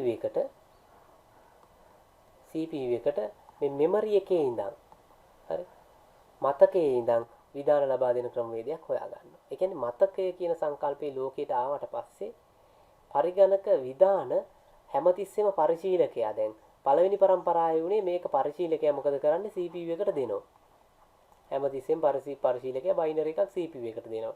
හැබැයි මේ පරම්පරාවේදී මොකද උනේ පරිශීලකයා අපිට යූසර් ඉන්නවා මෙතන මේ යූසර් පොඩි ප්‍රෝග්‍රෑම් එකක් හදලා ඒක දෙනවා මෙමරි එකට. ඒක දෙනවා මතකයට. මතකයේ ඉඳලා මේ ප්‍රෝග්‍රෑම් එක CPU එකට වැඩ කරනවා. CPU එකට යවලා වැඩ කරගන්නවා. ඔන්නෝක තමයි සරල කාණ්ඩ පද්ධති කියලා හඳුන්වන්නේ.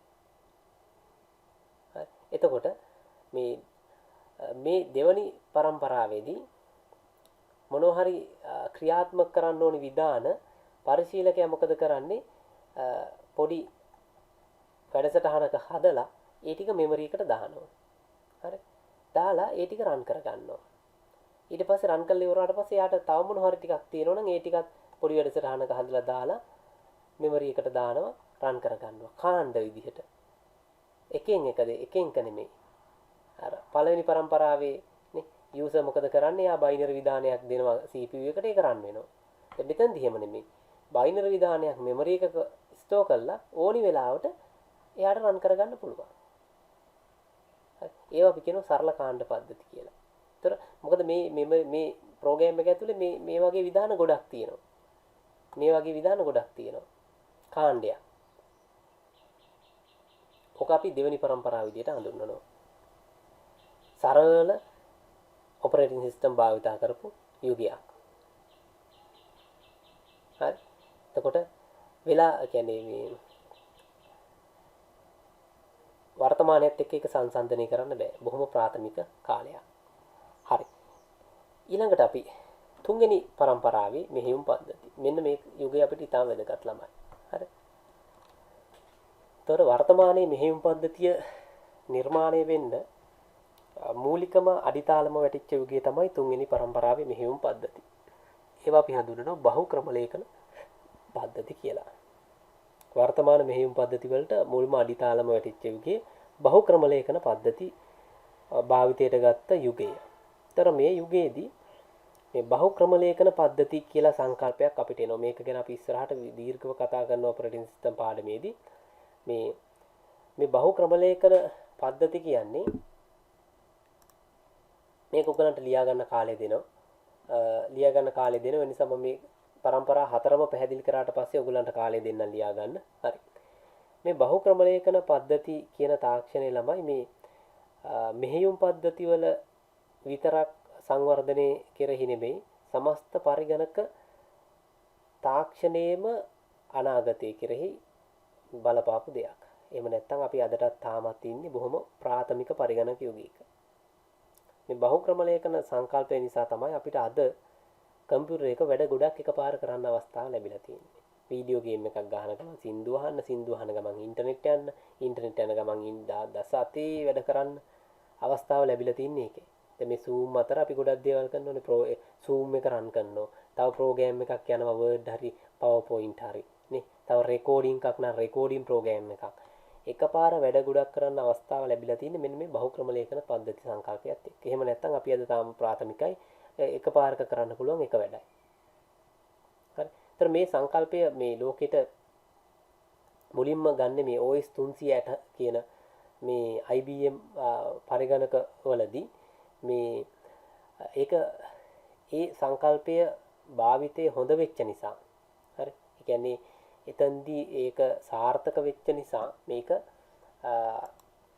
ක්‍රමානුකූලව ඒ කාලේ තීච්ච අනෙකුත් මෙහෙයුම් පද්ධති වලටත් භාවිතා කරනවා. එතකොට මේ පිළිබඳව හොඳටම මේ බහුක්‍රම ලේඛන පද්ධති පිළිබඳව හොඳම මෙහෙයුම් පද්ධතිය විදිහට අපිට මුල් කාලීනව දකින්න ලැබෙන්නේ මෙන්න මේ 1969 දී නිර්මාණය වන Unix කියන මෙහෙයුම් පද්ධතිය. ඒතර මේ Unix මෙහෙයුම් පද්ධතිය තමයි ළමයි අද තියෙන බොහෝමයක් මෙහෙයුම් පද්ධතිවල මූලාරම්භය වෙන්නේ. මූලාරම්භයට හේතු උනේ මේ Unix කියන මෙහෙයුම් පද්ධතිය. ඒතර Unix මෙහෙයුම් පද්ධතිය තමයි හැමෝම පාදක කරගත්තේ තමන්ගේ මෙහෙයුම් පද්ධති නිෂ්පාදනයේදී. ඒකේ තීච්ච සංකල්ප විශේෂයෙන්ම Apple, Windows වගේ මෙහෙයුම් පද්ධති පාදක කරගත්තේ Unix මෙහෙයුම් පද්ධතියේදී සාර්ථකව භාවිතා කරපු බහුක්‍රම ලේඛන කියන සංකල්පය.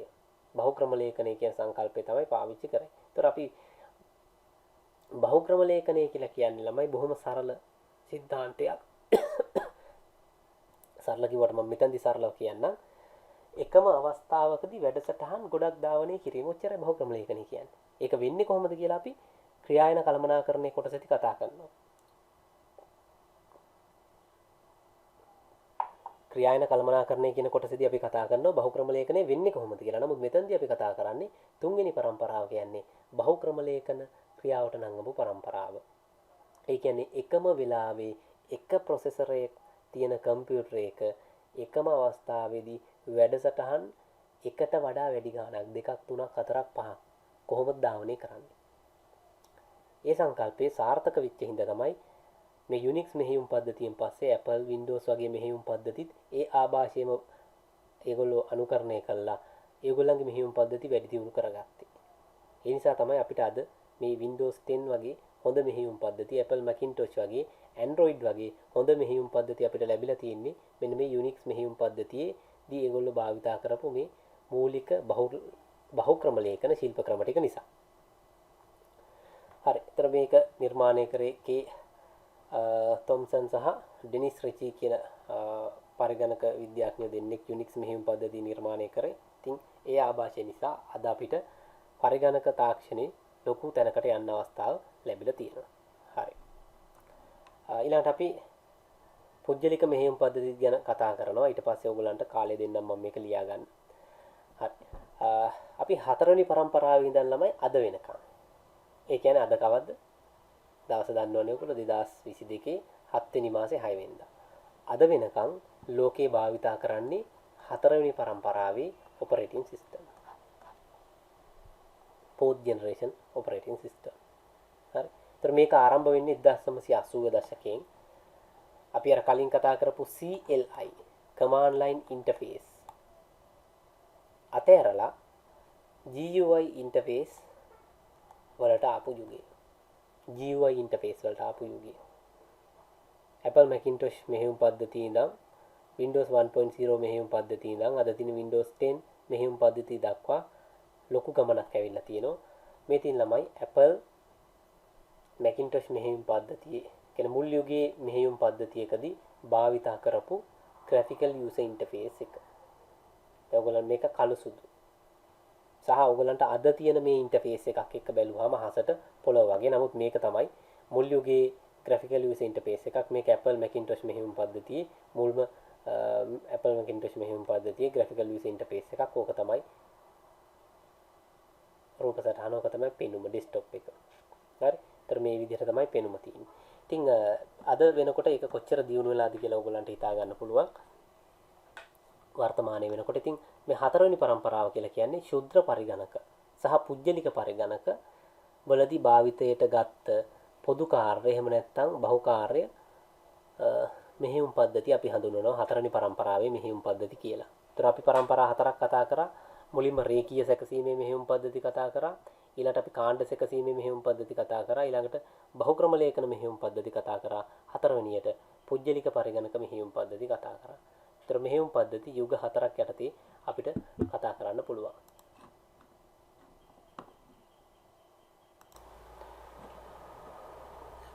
දැන් අපි මේ කොටසේදී බලන්නේ පරිගණක බලවැද්දුම. එහෙම නැත්නම් බූටින් ප්‍රොසෙස් කියන එක. ඒක ඔයගොල්ලෝ ගොඩක් වෙලාවට අහලා තියෙන වචනයක්. කම්පියුටර් එකක් බූට් වෙනවා. එහෙම නැත්නම් බූට් කියන දේ. ඉතින් මේ එක අපි සිංහලෙන් බලවැද්දුම කියලා හඳුන්වනවා. දැන් සාමාන්‍යයෙන් අපි සාමාන්‍ය ඉලෙක්ට්‍රොනික උපකරණයක් ගත්තොත් පරිගණක හැර වෙන යම් ආකාරයක සරල ඉලෙක්ට්‍රොනික උපකරණ ගත්තොත් අපිට පොඩි බටන් එකක් ඔබලා ඒක ස්ටාර්ට් කරන්න පුළුවන්. මොකක් හරි යන්ත්‍රයක් හෝ වාහනයක් වුණත් ගත්තත් අපිට සාමාන්‍ය පරණ වාහනයක් වුණත් අපිට යතුරු දාලා ස්ටාර්ට් කරන්න පුළුවන් එකපාරක. නමුත් දැන් පරිගණක උපාංග හා ඒ ආශ්‍රිත ජංගම උපාංග ගත්තොත් මෙහෙයුම් පද්ධතියක් මගින් ක්‍රියාත්මක වෙන උපකරණ ගත්තොත් ඒවැයි ක්‍රියාකාරීත්වය ටිකක් වෙනස්. එහම අපිට එක බටන් එකක් ඔබලා මේක ස්ටාර්ට් කරගත්තට මේකේ අභ්‍යන්තර ක්‍රියාකාරීත්වය බොහෝ දුරට වෙනස්. එතකොට පරිගණකයකට මෙහෙයුම් පද්ධතියක් එහෙම නැත්නම් අපි පරිගණකයේ තුල තියෙන මෙහෙයුම් පද්ධතිය ක්‍රියාකාරී මට්ටමට අරගෙන එන එකට අපි කියනවා බූටින් ප්‍රොසෙස් කියලා. ඒකට හේතුව තමයි වෙන සාමාන්‍ය යන්ත්‍ර සූත්‍රයක් වගේ නෙමෙයි මේ පරිගණකයේ කියන උපාංගය. මොකද මෙහෙයුම් පද්ධතිය ක්‍රියාත්මක වෙන ආකාරය වෙනස්. මොකද මේක මතකයක් තුල තමයි ගබඩා කරලා තියෙන්නේ. එතකොට අන්නේ ක්‍රියාවලිය අපි බූටින් ප්‍රොසෙස් එක කියලා හඳුන්වනවා. මෙහෙයුම් පද්ධතිය පරිගණකය සාමාන්‍ය ක්‍රියාකාරීත්වයට පත් කිරීම දක්වා ක්‍රියාපිළිවෙල අපි බූටින් ප්‍රොසෙස් එක විදිහට හඳුන්වනවා. හරි. දැන් අපි සරලව ගත්තොත් අපිට පුළුවන් මෙන්න මේ විදිහට මේ හිතන්න. කම්පියුටර් එකේ අපි දන්නවා පරිගණකයේ තුල අපිට තියෙනවා හાર્ඩ් ඩිස්ක් එකක්. හાર્ඩ් ඩිස්ක් එකක් තියෙනවා. කම්පියුටරේ අපිට හાર્ඩ් ඩිස්ක් එකක් තියෙනවා. ඒතර මේ හાર્ඩ් ඩිස්ක් එක ඇතුලේ ගබඩා කරලා තියෙන දත්ත තියෙනවා. අපි මේක HD hard disk drive HDD කියලා අපි හඳුන්වමු. එතකොට මේ hard disk එක තමයි පරිගණකයේ ස්ථිර දත්ත ගබඩාව. ස්ථිර ගබඩාව. ස්ථිර ගබඩාව. ඒ වගේම පරිගණකයේ තියෙනවා RAM කියලා මතකයක්.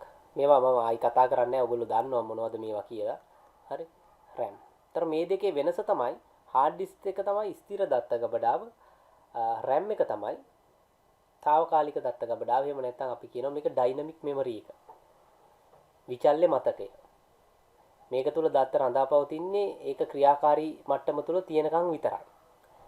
එතකොට මේ පරිගණකයක බූටින් ප්‍රොසෙස් එක කියලා කියන්නේ මේකේ ඔපරේටින් සිස්ටම් එක ස්ථිරව ගබඩා කරලා තියෙන්නේ hard disk එකේ. OS එක. මේ OS එක hard disk එකේ ඉඳලා RAM එක දක්වා අරගෙන එන ක්‍රියාවලිය අපි හඳුන්වනවා බූටින් ප්‍රොසෙස් එක කියලා. hard disk එකේ තියෙන operating system එක එතනින් අරගෙන RAM එක තුර ක්‍රියාකාරී මට්ටමට පත් කිරීම අපි කියනවා booting process එක කියලා. RAM එක තුල ක්‍රියාකාරී මට්ටමට. ඉතින් ඕක පියවර කීපයක් යටතේ තමයි සිද්ධ වෙන්නේ. හරි. එතකොට අපි මේ බූටින් ප්‍රොසෙස් එකේ පියවර ටික බලමු කොහොමද මේ හાર્ඩ් ඩිස්ක් එක ඇතුලේ තියෙන මෙහෙයුම් පද්ධතිය RAM එක තුල ක්‍රියාකාරී මට්ටමටපත් වෙන්නේ කියලා. එතකොට RAM එක තුල මේක ක්‍රියාකාරී මට්ටමටපත් වුණාට පස්සේ තමයි අපිට පරිගණක තිරයෙන් අදාළ මෙහෙයුම් පද්ධතියේ view එක Windows 10ද Ubuntuද Linuxද Appleද කියන එක අපිට බලා ගන්න පුළුවන්කම ලැබෙන්නේ ඊට පස්සේ. හරි මේක පියවර ගොඩකින් සමන්විතයි. නමුත් පියවර 5කට මම මේක මෙතනදී සරල කරලා අරගෙන තියෙනවා. හරි. ඒතර මේ පරිගණකයේ බලවැද්දීමේ ක්‍රියාවලිය සඳහා අපිට අදාළ පරිගණකයේ තුල මෙහෙයුම් පද්ධතියක් ස්ථාපනය කරලා තියෙන්න ඕනේ. ඒත් එක්කම ඒකට විදුලිය අපි ලබා දීලා තියෙන්න ඕනේ. අදාළ පරිගණකයේ විදුලි ස්විච් එක අපි ක්‍රියාත්මක කරන ඕගොල්ලෝ දන්නවා ඕනෑම කම්පියුටර් එකක ලැප්ටොප් එකක අපිට දකින්න තියෙනවා පවර් ස්විච් එකක්. අපි පවර් ස්විච් එක ඔබපු ගමන් මොකද්ද සිද්ධ වෙන ක්‍රියාවලිය කියලා. ඒතකොට පවර් ස්විච් එක අපි ක්‍රියාත්මක කරනවා. ඒක තමයි අංක 1. පවර් ස්විච් එක අපි ක්‍රියාවට නංවනවා. පවර් ස්විච් එක අපි ක්‍රියාවට නැංවුවට පස්සේ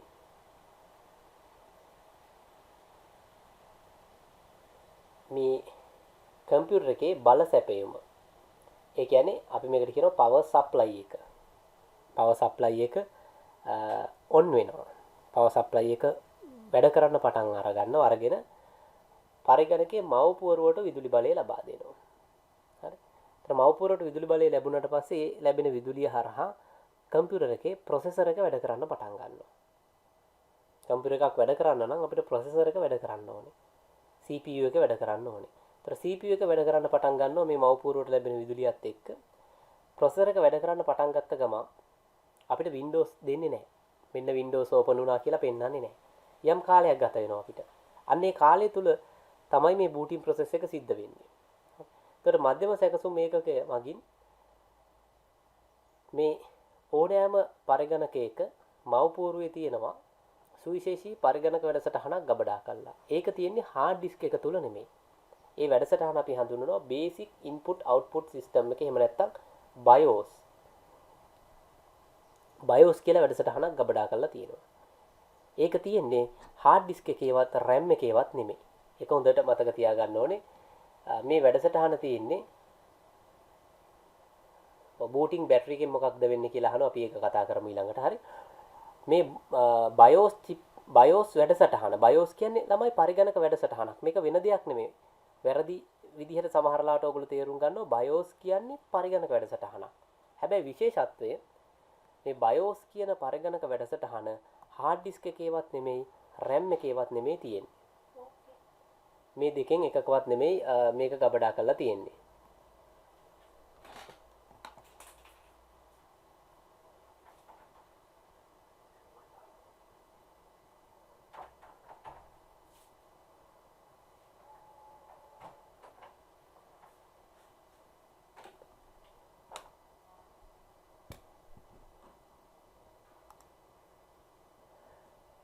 හොඳයි. එතකොට මේ වැඩසටහන ගබඩා කරලා තියෙන්නේ අපි දන්නවා මව් පුවරුව තුල. මව් පුවරුව තුල තමයි මේ BIOS වැඩසටහන ගබඩා කරලා තියෙන්නේ. මේ මව් පුවරුව තුල BIOS වැඩසටහන ගබඩා කිරීම සඳහා වෙනම මතකයක් තියෙනවා. ඒ මතකය අපි හඳුන්වන්නේ ROM මතකය කියලා. ROM. ඒක අපි කියනවා read only memory. ඔන්න read only memory කියන එක පාවිච්චි කරන්නේ BIOS වැඩසටහන ගබඩා කරලා තියාගන්න. වෙන මොකකටවත් නෙමෙයි. මේක තියෙන්නේ motherboard එකේ ROM මතකය. මේක කියවන්න විතරයි පුළුවන්. read only memory. අපි දෙවෙනි පාඩමේදී කතා කරා වර්තමානයේ වෙනකොට මේ ROM මතක වැඩි දියුණු කරලා තියෙනවා. ROM, EPROM, EEPROM මේ විදිහට ඔයගලන්ට මතක ඇති අපි දෙවෙනි පාඩමේදී අපි කතා බහ කරා මේ ROM මතක ගැන. ඉතින් වැඩි දුර ඔයගලන්ට දැනගන්න ඕන නම් ආයි දෙවෙනි පාඩම පොඩ්ඩක් මතක් කරගන්න. එතකොට PROM අපි එතනදී කතා කරා PROM, EPROM හරි සහ EEPROM කියලා මේ read only memory වර්ග ටිකක්. ඒතර BIOS වැඩසටහන ගබඩා කරලා තියෙන්නේ ROM මතකේ. හරි. ඒතර මේ වැඩසටහන තමයි ළමයි කම්පියුටර් එකේ වැඩ කරන පළවෙනි වැඩසටහන. ඕනෑම කම්පියුටර් එකක් ඇතුලේ වැඩ කරන පළවෙනි වැඩසටහන තමයි ROM මතකය. BIOS වැඩසටහන. ඒක තියෙන්නේ ROM memory එකේ. හරි. එහෙම නැත්නම් ඒක තියෙන්නේ අපිට කියන read only memory එකේ. මේක තමයි කම්පියුටරේ මුලින්ම වැඩ කරන්නේ. ප්‍රොසෙසර් එක ඔන් වෙච්ච ගමන් BIOS වැඩ කරන්න පටන් ගන්නවා. හරි. එතකොට මේ මතකය ළමයි අපි හඳුන්වන්නේ CMOS කියලා. Complementary Metal Oxide Semiconductor කියන මතක වර්ගයක්. CMOS සහ ROM කියන්නේ ළමයි දෙකම එකයි. ඒ කියන්නේ ROM කියන්නේ පොදු නම. මේ CMOS කියන්නේ ඒ තාක්ෂණයට පාවිච්චි කරන නම. ROM කියන්නේ read only memory කියන එක. එතකොට මේ read only memory CMOS ක්‍රමවේදයට තමයි පරිගණක තුල නිර්මාණය කරලා තියෙන්නේ. CMOS. ඒකයි අපි ඒක CMOS memory එක කියලා කියන්නේ. CMOS මතකය. Complementary Metal Oxide Semiconductor. ඒ පරිගණක මතක වර්ගයක් නිර්මාණය කරන යම් තාක්ෂණයක්. හරි. metal oxide කියන ඒ තාක්ෂණය භාවිතා කරලා තමයි එතකොට මේ මතකේ නිර්මාණය වෙන්නේ. ඒ නිසා තමයි මේකට අපි CMOS මතකය කියලා කියන්නේ. CMOS මතකේ ROM මතකය කියන්නේ දෙකම එකයි. හරි.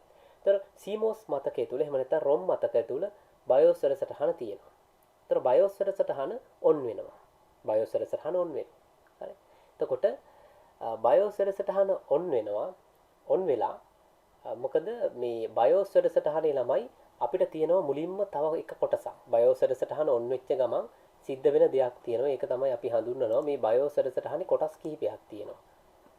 BIOS වැඩසටහනේ කොටස් කිහිපයෙන් එකක් තමයි POST කියලා ප්‍රෝග්‍රෑම් එකක් තියෙනවා ළමයි. POST. අපි ඒක හඳුන්වන්නේ POST කියලා. හරි. BIOS වැඩසටහනේ පළවෙනි කොටස. පළවෙනි කොටස අපි ඒක හඳුන්වනවා POST. Power on self test. හරි POST. POST එක වැඩ කරන්න පටන් ගන්නවා මෙන්න මේක. Power on self test. ඒක self test එකක්. මේ POST එක බලන්නේ BIOS වැඩසටහනේ තියෙන POST එක බලන්නේ මොකක්ද? කම්පියුටර් එකේ හાર્ඩ්වෙයාර් කොටස් හරියට තියෙනවද? හાર્ඩ්වෙයාර් කොටස් ඔක්කොම හරියට තියෙනවද කියලා. එහෙන් බලන්න හේතුව තමයි මේ හાર્ඩ්වෙයාර් කොටස් හරියට නැත්තම් මේ BIOS ප්‍රෝග්‍රෑම් එක රන් වුණා කියන එකේ වැඩක් නැහැ.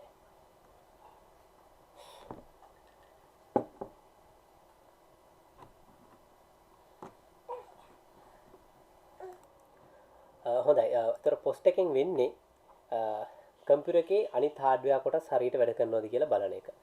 දැන් උදාහරණයක් විදිහට කම්පියුටර් එකේ ප්‍රොසෙසර් වැඩ කරන්නේ නැහැ. හරි මොකක් හරි එහෙම නැත්නම් වෙනත් වැදගත් දෘඩාංග කොටසක් වැඩ කරන්නේ නැහැ. එහෙනම් මේ BIOS වැඩසටහන වැඩ කරා කියලා වැඩක් නැහැ. ඔපරේටින් සිස්ටම් එක වැඩ කරා කියලා වැඩක් නැහැ. POST එකෙන් බලන්නේ ඔපරේටින් සිස්ටම් එකට වැඩ කරන්න ඕනි කරන මූලික දෘඩාංග හරිද? මූලික දෘඩාංග වැඩ කරනවද? අන්න එහෙනම් POST එක රන් වෙලා ඉවරනාට පස්සේ ඔයගලන්ට දැන් මේක කම්පියුටරේ බලන්න දකින්න පුළුවන්. මේ power on self test එක වැඩ කරනකොට මේ devices ඔක්කොම check කරලා බලනවා. බලලා ඒක ඕකේද කියලා පල්ලෙහාට වැටෙනවා. එහෙම ගැටලුවක් නැත්නම් තමයි එතනින් එහාට යන්නේ. හරි.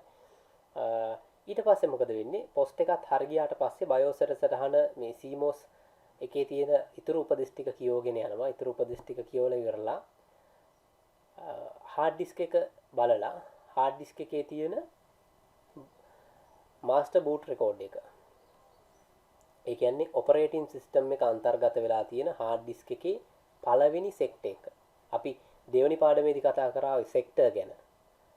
sector වලින් තමයි hard disk එකක දත්ත ගබඩා වෙන්න තියෙන මූලික කොටස් වලින් අපි කියනවා ප්‍රාථමිකම ඒකකේ. sectors එකතු වෙලා cluster හැදෙනවා. cluster එකතු වෙලා අපි කතා කරා tracks හැදෙනවා. එතකොට ওই විදිහට tracks එකතු වෙලා hard disk එක එහෙම නැත්නම් තැටිය හැදෙනවා. ওই විදිහට අපි කතා කරා. දත්ත ගබඩා වෙන ශිල්ප ක්‍රමය. එතකොට එතන තියෙන පළවෙනිම සෙක්ට් එක. පළවෙනිම සෙක්ට් එක තමයි master මේ තුල තමයි මේ ගබඩා කරලා තියෙන operating system එක. අපි ඒක MBR එක එහෙම නැත්නම් master boot record එක විදිහට හඳුන්වනවා. එතකොට මේ master boot record එක hard disk එකෙන් අරගෙන අපි කතා කරා මෙන්න මෙතනදී hard disk එකේ තියෙන master MBR එක අරගෙන ඒක අරගෙන යනවා RAM එකට. RAM එකට අරගෙන යනවා.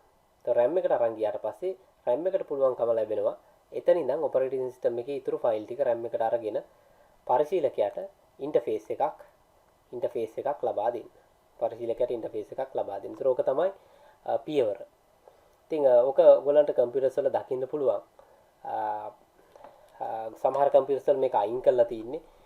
මෙතන තියෙන පොඩි වීඩියෝ එකක් ඒක ඔයගලන්ට බලන්න පුළුවන්. ඔයගොල්ලෝ දැකලා තියෙනවා. නමුත් කම්පියුටර් එක ඔන් වෙනකොට කොහොමද මේක වැඩ කරන්නේ කියන එක මේකෙන් චුට්ටක් ඔයගලන්ට අවශ්‍යයි නම් බලන්න පුළුවන්. නමුත් ගොඩාක් පැහැදිලි වෙන එකක් නැහැ. පොඩි වෙලාවක් ඇතුළත තමයි මේ ක්‍රියාවලියට සමහරලාට තප්පර ගානක වගේ කාලයක් ගත වෙන්නේ. එතකොට ඒ තප්පර ගානක් වගේ කාලයක් තුලදී සමහරලාට මේක මේ පරිශීලකයට පේන එක අයින් කරලා තියෙනවා සමහර කම්පියුටර්ස් වල. නමුත් මේ විදිහට ඔයගලන්ට දකින්න පුළුවන් සමහර පරිගණකවලදී.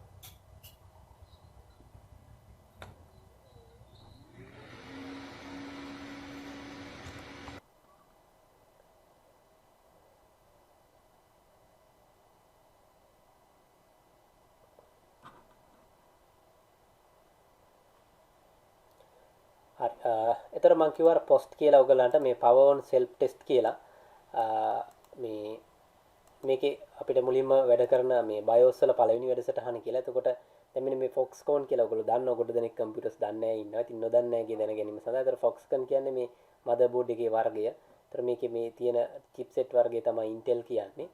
එතකොට මේ මෙතෙන්දී අපිට මෙතනින් පස්සේ post එක වැඩ කරන්න පටන් ගන්නවා. ඒ කියන්නේ ඒක ආවා කියන්නේ motherboard එකට විදුලිය ආවා කියන එක. කරන්ට් එක ආවා කියන එක.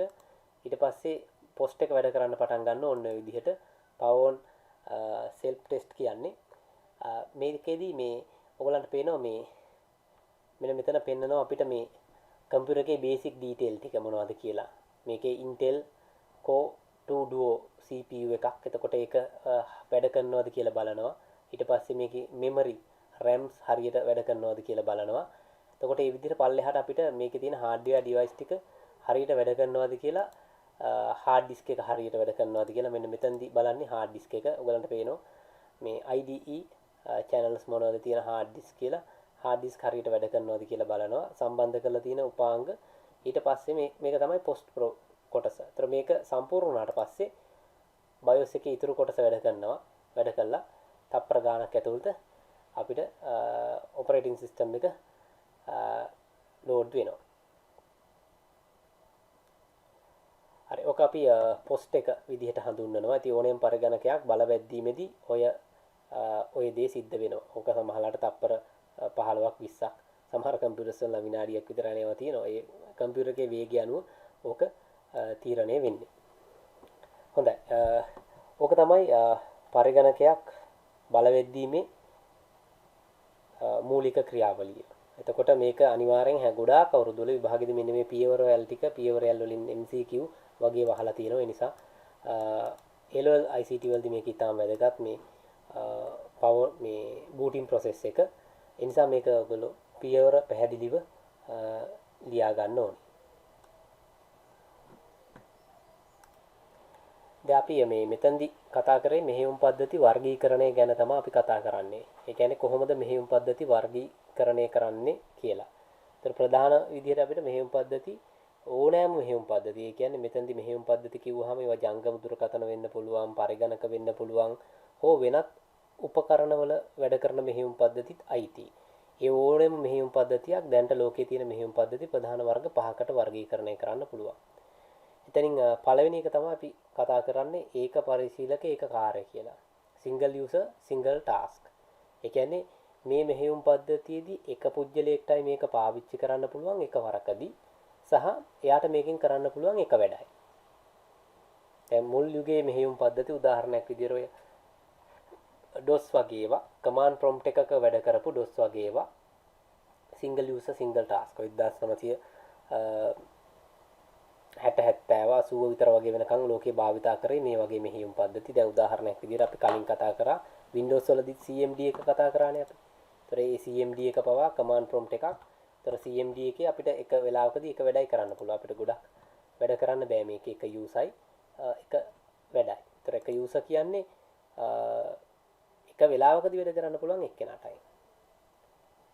අයිතිකාරයෝ කීප දෙනෙක් ඉන්න පුළුවන් ඒක වෙනම කතාවක්. නමුත් එක වෙලාවකදී වැඩ කරන්න පුළුවන් එක්කෙනාටයි එක වැඩයි. වර්තමානයේ ගොඩක් ජනප්‍රිය වෙලා තින්නේ මේ දෙවෙනි වර්ගය ඒක පරිශීලක බහුකාර්ය මෙහෙයුම් පද්ධතිය. ඒ කියන්නේ එක පරිශීලකයයි හැබැයි වැඩ ගොඩක් කරන්න පුළුවන්. දැන් ඔයගොල්ලෝ වීඩියෝ ගේම් එකක් ගහන ගමන් සින්දු අහනවා. ඒ ගමන් තාම මොන හරි ඩවුන්ලෝඩ් වෙන්න දාලා තියෙනවා වැඩ තුනක්. එතකොට එක යූසයි. ඒ කියන්නේ යූසර් කියන්නේ ඒ කම්පියුටර් එකේ එක යූසර් කෙනෙක්ට විතරයි ඒ වැඩ ටික කරන්න පුළුවන්. තව කෙනෙක් අයින පුටුවෙන් වාඩි වෙලා තව වැඩක් කරනවා කියන එක නෙමෙයි. ඒ වුණත් එක යූසර්ටයි එක වෙලාවකදී ප්‍රොසෙසර් එක වැඩ කරන්න දෙන්නේ. ඒකයි ඒකේ අදහස. මේ කම්පියුටර් එකේ ප්‍රොසෙසර් එකෙන් එක යූසර් කෙනෙක්ට විතරයි වැඩ කරන්න දෙන්නේ. වැඩ දෙකක් යූසර්ලා දෙන්නෙක්ට කරන්න දෙන්නේ නැහැ. හැබැයි වැඩ කිහිපයක් කරනවා. හැබැයි එක යූසරයි. වැඩ කිහිපයක් කරන්න පුළුවන්. ඒවා අපි ඒක පරිශීලක බහුකාර්ය single user multitask විදිහට අපි හඳුන්වනවා. දැන් Windows, Apple, Android ඕන එකක් අයිති වෙන්නේ Ubuntu, Linux single user multitask විදිහට. හොඳයි එහෙනම් අපි ඊළඟ කොටසට යන් මේ තුන්වෙනි වර්ගය. මෙන්න මේ මෙහෙයුම් පද්ධතිය ඉතාම වැදගත්. බහුපරිශීලක බහුකාර්ය. බහුපරිශීලකයි බහුකාර්යයි. දැන් අපි බහුකාර්ය කියන එක කලින් කතා කරා. මොකක්ද එක වෙලාවකදී වැඩ ගොඩාක් කරන්න පුළුවන්. ඒ කියන්නේ ප්‍රෝග්‍රෑම් කීපයක් රන් කරන්න පුළුවන්. දැන් මෙතනදී බහුපරිශීලක කියන එකක් එනවා. බහුපරිශීලක මෙහෙයුම් පද්ධති කියලා වර්ගයක් මේවා තියෙනවා. මේ බහුපරිශීලක මෙහෙයුම් පද්ධති කියන්නේ මේ පරිශීලකය ගොඩ දෙනෙක් ඉන්න පුළුවන්. ඒ කියන්නේ මේවා තමයි අපි හඳුන්වන්නේ මේන් ෆ්‍රේම් කම්පියුටර්ස්, සර්වර් කම්පියුටර්ස් වලදී භාවිතා වෙන්නේ. සාමාන්‍ය පරිගණක වලට මේ මෙහෙයුම් පද්ධති පාවිච්චි කරන්නේ නැහැ. බහුපරිශීලකය කියන්නේ පරිශීලකයෝ 10 ගානකට එක කම්පියුටර් එක වැඩ කරන්න පුළුවන්. හැබැයි වැඩ ගොඩක් කරන්නත් පුළුවන්. දැන් උදාහරණයක් විදිහට ගත්තොත් සර්වර් කම්පියුටර් එකක ලොකු යූසර්ස්ලා ප්‍රමාණයකට එකපාර ලොග් වෙන්න පුළුවන්. දැන් මේන් ෆ්‍රේම් කම්පියුටර් එක ගත්තොත් මේන් ෆ්‍රේම් කම්පියුටර් එකක විශාල ප්‍රමාණයේ පරිගණකයක් තියෙනවා. මේ පරිගණකයට සම්බන්ධ වෙන්න පුළුවන් අපි කියනවා පර්යන්ත පරිගණක. ටර්මිනල් කම්පියුටර්ස් හරහා යූසර්ස්ලා ගොඩකට සම්බන්ධ වෙන්න පුළුවන්. මේවා ටර්මිනල් කම්පියුටර්ස්. ඒතර මේ මුළු කම්පියුටර් එකකටම තියෙන්නේ එක CPU එකක් තියෙන්නේ. හැබැයි මේක යූසර්ස්ලා ගොඩ ඉන්නවා. මේ ටර්මිනල් කම්පියුටර්ස් හරහා මේකට සම්බන්ධ වෙන්න පුළුවන්. ගොඩ දෙනෙක්ට සම්බන්ධ වෙන්න පුළුවන්. ඒතර මේ ඉන්න යූසර්ට මේ එක CPU එක පාවිච්චි කරලා තමන්ගේ වැඩ කරගන්න පුළුවන්. අපි දැන් මෙයා මොන හරි ප්‍රෝග්‍රෑම් කීපයක් රන් කරනවා. ඒතර මෙයාත් අපි දැන් මේ තව යූසර් කෙනෙක් ඉන්නවා. ඒතර ඒ යූසර්ටත් පුළුවන් තව ප්‍රෝග්‍රෑම් කීපයක් ධාවනය කරන්න. එතකොට multi user multitask. එක යූසර් කෙනෙක්ට වැඩ කීපයක් කරන්න පුළුවන්. ඒතර යූසර්ලා ගොඩකට වැඩ ගොඩාක් කරන්න පුළුවන්. multi user multitask. ඒතර මේන් ෆ්‍රේම් කම්පියුටර්ස් වල මෙහෙයුම් පද්ධති, සර්වර් කම්පියුටර් වල මෙහෙයුම් පද්ධති මේ ක්‍රමයට හදලා තියෙන්නේ. ඒතර දැන් උදාහරණයක් විදිහට ගත්තොත් Windows Server 2003 2008 වගේ සර්වර් ඔපරේටින් සිස්ටම් තියෙනවා. ඒවා අපිට උදාහරණ විදිහට ගන්න පුළුවන්. මේන් ෆ්‍රේම් කම්පියුටර්ස් වල ඔපරේටින් සිස්ටම් ඒ වගේ ඒවා අපිට මේකට උදාහරණයක් ගන්න පුළුවන්. පරිශීලකයෝ විශාල ප්‍රමාණයක් ඉන්නවා. හොඳයි. අපි ඊළඟට මේ ඊළඟ එකට යමු. ඔයගොල්ලෝ මේ අතරම ලියාගත්තත් කමක් නැහැ, ලියා ගන්න පුළුවන් කට්ටිය.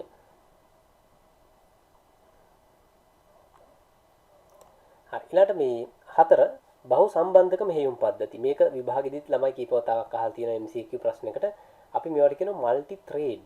මල්ටි ත්‍රේඩ්. හරි බහු සම්බන්ධක කියලා කියනවා, බහු පොට කියලා කියනවා. දැන් පොට කියලා කියනෝනේ ත්‍රේඩ් වලට ඇත්තටම මේ පරිවර්තන වල හරි ප්‍රශ්න තියෙනවා. ඒ පොට නෙමෙයි ඇත්තටම මෙතන පොට කියන්නේ ත්‍රේඩ් එකක් කියන්නේ පොටක් කියන එක නෙමෙයි. නමුත් සමහර ලාවට දැකලා තියෙන විභාග ප්‍රශ්න පත්‍රවල පවා එහෙම අහනවා. ඉතින් හරි ඒක අපි අමතක කරමු ට්‍රාන්ස්ලේෂන් කතාව. දැන් මෙතනදී මේ බහු සම්බන්ධක මල්ටි ත්‍රේඩ්. ඒතර ත්‍රේඩ් එකක් කියලා කියන්නේ මේක ටිකක් සංකීර්ණ කතාවක් වෙන්න පුළුවන්. මේ සංකීර්ණ කතාවක්. හරි. දැන් අපි මේ ක්‍රියායන කළමනාකරණයේදී ඒක කතා කරනවා ළමයි. වැඩිදුර ක්‍රියායන කළමනාකරණයේදී මේ ත්‍රේඩ්ස් ගැන කතා කරනවා. නිකන් සරල අවබෝධයක් ගන්න ත්‍රේඩ් එකක් කියලා කියන්නේ එකම වෙලාවේ වැඩසටහනක කොටස් කිහිපයක් එකම ප්‍රොසෙසරයක් ඇතුලේ ධාවනය කරන්න පුළුවන් නම් අපි ඒකට කියනවා මල්ටි ත්‍රේඩ් කියලා. ඒ කියන්නේ එකම වැඩසටහනක් මම සරලවම කියන්නේ. ඇතරම වැඩසටහනක් නෙමෙයි එකම ක්‍රියායනයක අණු කොටස්. process එකක අණු කොටස් එකම වෙලාවේ ධාවනය කරන්න පුළුවන් හැකියාවට කියනවා අපි threads කියලා. එතකොට multi thread කියන්නේ අන්න ඒ වගේ දැන් මම සරල තේරුම් උදාහරණයක් කියන සමහර ලාට ඕගොල්ලෝ word වල ළමයි type කර ඉන්නවනේ. මොකක් හරි අපි ලියුමක් type කර ඉන්නකොට word වල auto save option එක on කරලා තියෙනවා නම් ඕගලන්ට පේනවා අර පල්ලෙහා දකුණු පැත්තෙන් අපි type කර ඉන්න අතරම ඒක save වෙනවා. අපි මේ ටයිප් කර ඉන්නවා. දැන් Word වල වැඩක් අපි කරනවානේ. ඒ කියන්නේ Word run වෙනවා CPU එකේ. ඒ run වෙන අතරම මේක සේව් වෙනවා, ඔටෝ සේව් වෙනවා. ඒතොර එකම ප්‍රෝග්‍රෑම් එකේ වැඩ දෙකක් එකම වෙලාවෙ සිද්ධ වෙනවා. අන්න ඒවට අපි කියනවා මේ මල්ටි ත්‍රේඩින් කියලා. මල්ටි ත්‍රේඩින්. ඒ කියන්නේ එකම ප්‍රෝග්‍රෑම් එකක අපිට ත්‍රේඩ්ස් කීපයක් රන් කරන්න පුළුවන්. හරි වැඩ එක අපි ත්‍රේඩ්ස් විදිහට හඳුන්වනවා. එකම ප්‍රෝග්‍රෑම් එකක කොටස් අපිට කිහිපයක් එකම වෙලාවකදී ධාවනය කරගන්න පුළුවන්. එතකොට අද තියෙන ගොඩක් මෙහෙයුම් පද්ධති මල්ටි ත්‍රේඩ්ස්. Windows ගත්තත්, Apple ගත්තත්, Mac OS ගත්තත්, Android ගත්තත් මල්ටි ත්‍රේඩ්ස්. මොකද එහෙම නැතුව අද වැඩ කරන්න බෑ. එක ප්‍රෝග්‍රෑම් එකක අපි එක ප්‍රෝග්‍රෑම් එකක් ඇතුළෙම වැඩ ගොඩක් කරන්න ඕනේ ළමයි. සමහර ලාවට දැන් මේ Zoom වලම බලන්නකො. Zoom වලම අපි එකම වෙලාවෙ කොච්චර වැඩ කරනවද? මේ එක්ක Zoom රෙකෝඩ් වෙන ගමන් තමයි ඕගොල්ලන්ට ප්ලේ වෙන්න යවන්න පුළුවන්. ඒ අතර ඕගොල්ලන්ගෙන් දැන් අපි Zoom වල වැඩ කර ඉන්න ගමන් ඕගොල්ලෝ මැසේජ් දානවා. බලන්න. දැන් මේ Zoom වලම කොච්චර ත්‍රේඩ්ස් වැඩ කරනවද එකපාර. දැන් Zoom වල අපි මම මේ උගන්න ඉන්න අතර ස්ක්‍රීන් එක ෂෙයා කරගෙන ඕගොල්ලෝ මැසේජ් දානවා. ඒතර මේ මැසේජ් එක එන්නත් ඕනේ. උගන්නන එක නතර වෙන්නත් බෑ. ඒ මල්ටි ත්‍රේඩ්ස්. එතකොට මේ ඕගොල්ලන්ගේ මැසේජ් එකක් පෙන්නනවා මේ උගන්නන වැඩේ සිද්ධ වෙනවා. ඒවට තමයි අපි කියන්නේ මල්ටි ත්‍රේඩ්. ඒ නිසා අද තියෙන ගොඩක් මෙහෙයුම් පද්ධති මේ බහු පොට එහෙම නැත්නම් බහු සම්බන්ධක මෙහෙයුම් පද්ධති. හොඳයි. ඊළඟට පස්වෙනි මෙහෙයුම් පද්ධති ගැන අපි කතා කරනවා. මේවා සාමාන්‍ය මෙහෙයුම් පද්ධති නෙමෙයි. මේවා සුවිශේෂී මෙහෙයුම් පද්ධති වර්ගයක්. තත්ත්ව කාල මෙහෙයුම් පද්ධති. Real time OS. Real time OS කියන්නේ ළමයි දැන් ඔපරේටින් සිස්ටම් කියන සංකල්පය මේ කම්පියුටර් එකෙන් මිදිලා කම්පියුටර් කියන එක බදාගෙන ඉන්නේ නැතුව මේ කම්පියුටර් එකෙන් එහාට යනවා. ඔපරේටින් සිස්ටම් එක කියන එක මේ කම්පියුටර් එකෙන් එහාට ගිහිල්ලා අද වෙනකොට ලෝකේ මේ වාහන පවා කන්ට්‍රෝල් කරන්න ඔපරේටින් සිස්ටම් පාවිච්චි කරනවා. සමහරලාට වාහනයක්, සමහරලාට මැෂින් එකක්, සමහරට යුද ආයුධයක්, මේ ගුවන් යානයක්, ඒ වගේ මේ ගොඩාක් සංකීර්ණ උපකරණ සමහර වෙලාවට මිනිස්සුන්ට පරිපාලනය කරගන්න බැරි තරම් සංකීර්ණ උපකරණ. දැන් අභ්‍යවකාශ යාන, ඒ වගේ දේවල් පරිපාලනය සඳහා ඔපරේටින් සිස්ටම් පාවිච්චි කරනවා. ඒක මේ Windows ඔපරේටින් සිස්ටම් එක වගේ නෙමෙයි. ඒවට හදපු සුවිශේෂී මෙහෙයුම් පද්ධති. එතකොට ඒවා අපි කියනවා තත්ත්ව කාල මෙහෙයුම් පද්ධති. තත්ත්ව කාල මෙහෙයුම් පද්ධති. එතකොට තත්ත්ව කාල මෙහෙයුම් පද්ධතියක තියෙන විශේෂත්වය තමයි මේවා රියල් ටයිම්. රියල් ටයිම් කියලා කියන්නේ මේවා වැඩ කරන වේගය සාමාන්‍ය මෙහෙයුම් පද්ධතියකට වඩා වැඩි වෙන්න ඕනේ. දැන් ගුවන් යානයක් ගත්තොත්, මේ වාහනයක් ගත්තොත් අපිට වාහනේ තියෙන ඔටෝ බ්‍රේක් සිස්ටම් එකක්. අපි හිතමු මේ වාහනේ එලවන ඩ්‍රයිවර්ට වාහනේ බ්‍රේක් ගහ ගන්න අමතක වුණොත් ඉස්සරහා තියෙන වාහනේ හැප්පෙනවා. එතකොට ඒ ඉස්සරහා තියෙන වාහනේ ලං වෙනකොටම සෙන්සර් එකකින් ඒක හඳුනගෙන ඔටෝ බ්‍රේක් ගහන්න ඕනේ. එතකොට මේවා තත්ත්ව කාලය කියන්නේ ළමයි තත්ත්ව කාල. ඒ කියන්නේ කාලයට ඉක්මනින් ප්‍රතිචාර දක්වන්න ඕනේ. ඒ වගේ වෙලාවක සාමාන්‍ය මෙහෙයුම් පද්ධතියක් වගේ වුණොත් හිතන්නකො Windows වගේ ඔන් වෙලා මේ වෙලාව අරගෙන ගිහින් එහෙම බූට් වෙලා එහෙම බෑ. බූටින් ප්‍රොසෙස් එක ගිහිල්ලා ඔන් වෙලා ප්‍රෝග්‍රෑම් එක ඔන් වෙලා එහෙම වුණොත් වාහනෙට වෙන්න ඕනේ දේ වෙලා ඉවරයි. ඒ නිසා ඒ වගේ මෙහෙයුම් පද්ධති හදලා තියෙන්නේ ඒ ශිල්ප ක්‍රමෙන් වෙනස් විදිහට. ඒව තමයි අපි හඳුන්වන්නේ තත්ත්ව කාල මෙහෙයුම් පද්ධති කියලා රියල් ටයිම්. එහෙම නැත්නම් තත්ත්ව කාලීනව ප්‍රතිචාර දක්වනවා. ක්ෂණික ප්‍රතිචාර දක්වනවා ඒවා. ඒ නිසා ඒවා අපි තත්ත්ව කාල මෙහෙයුම් පද්ධති රියල් ටයිම් OS. ඉතින් මේවට උදාහරණ කීපයක් තියෙනවා මේවා ඉතින් ජනප්‍රියව නෙමෙයි නමුත් සුවිශේෂී යන්ත්‍ර උපකරණ පරිපාලනය සඳහා භාවිතා කරන සුවිශේෂී මෙහෙයුම් පද්ධති මේවා රන් ටයිම් එහෙම නැත්නම් රියල් ටයිම් ඔපරේටින් සිස්ටම් විදිහට හඳුන්වනවා.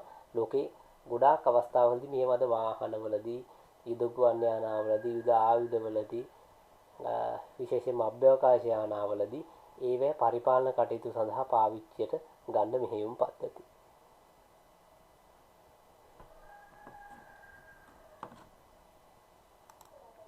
හොඳයි. අපි දැන් මෙතනදී කතා කරන්නේ මෙහෙයුම් පද්ධතියක් භාවිතා කරන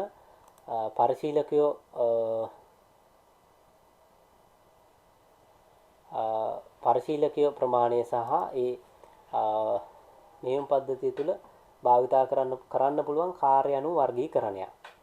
හරි. ඒතර මෙතනදී අපි කතා කරන්නේ මේ මෙහෙයුම් පද්ධතිය භාවිතා කරන පරිගණක අනුව වර්ගීකරණය කරන ආකාරය.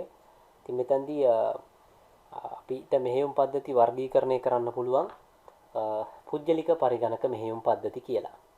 පුජ්‍යලික පරිගණක මෙහෙයුම් පද්ධති අපි වට කියනවා PC personal computer සඳහා මෙහෙයුම් පද්ධති තියෙනවා. personal computer සඳහා PC. ඊට පස්සේ අපිට server ඒවට අපි කියනවා සේවාදායක සඳහා මෙහෙයුම් පද්ධති තියෙනවා. දැන් පුජ්‍යලික පරිගණක වලට ඔයගොල්ලෝ දන්නවා Apple Windows Ubuntu වගේ මෙහෙයුම් පද්ධති තියෙනවා පුජ්‍යලික පරිගණක වලට. එතකොට සේවාදායක පරිගණක එහෙම නැත්නම් server computers සඳහා ඔයගොල්ලෝ දන්නවා Windows ගොඩක් වෙලාවට Ubuntu server Linux server ඒ වගේම Windows server කියලා තියෙනවා Windows 2003 2008 ඒ වගේ 2016 වගේ සේවාදායක පරිගණක මෙහෙයුම් පද්ධති තියෙනවා. ඒතර server computers සාමාන්‍ය මෙහෙයුම් පද්ධති වලට වඩා වෙනස්. ඒවා බහු පරිශීලකයි බහු කාර්යයි.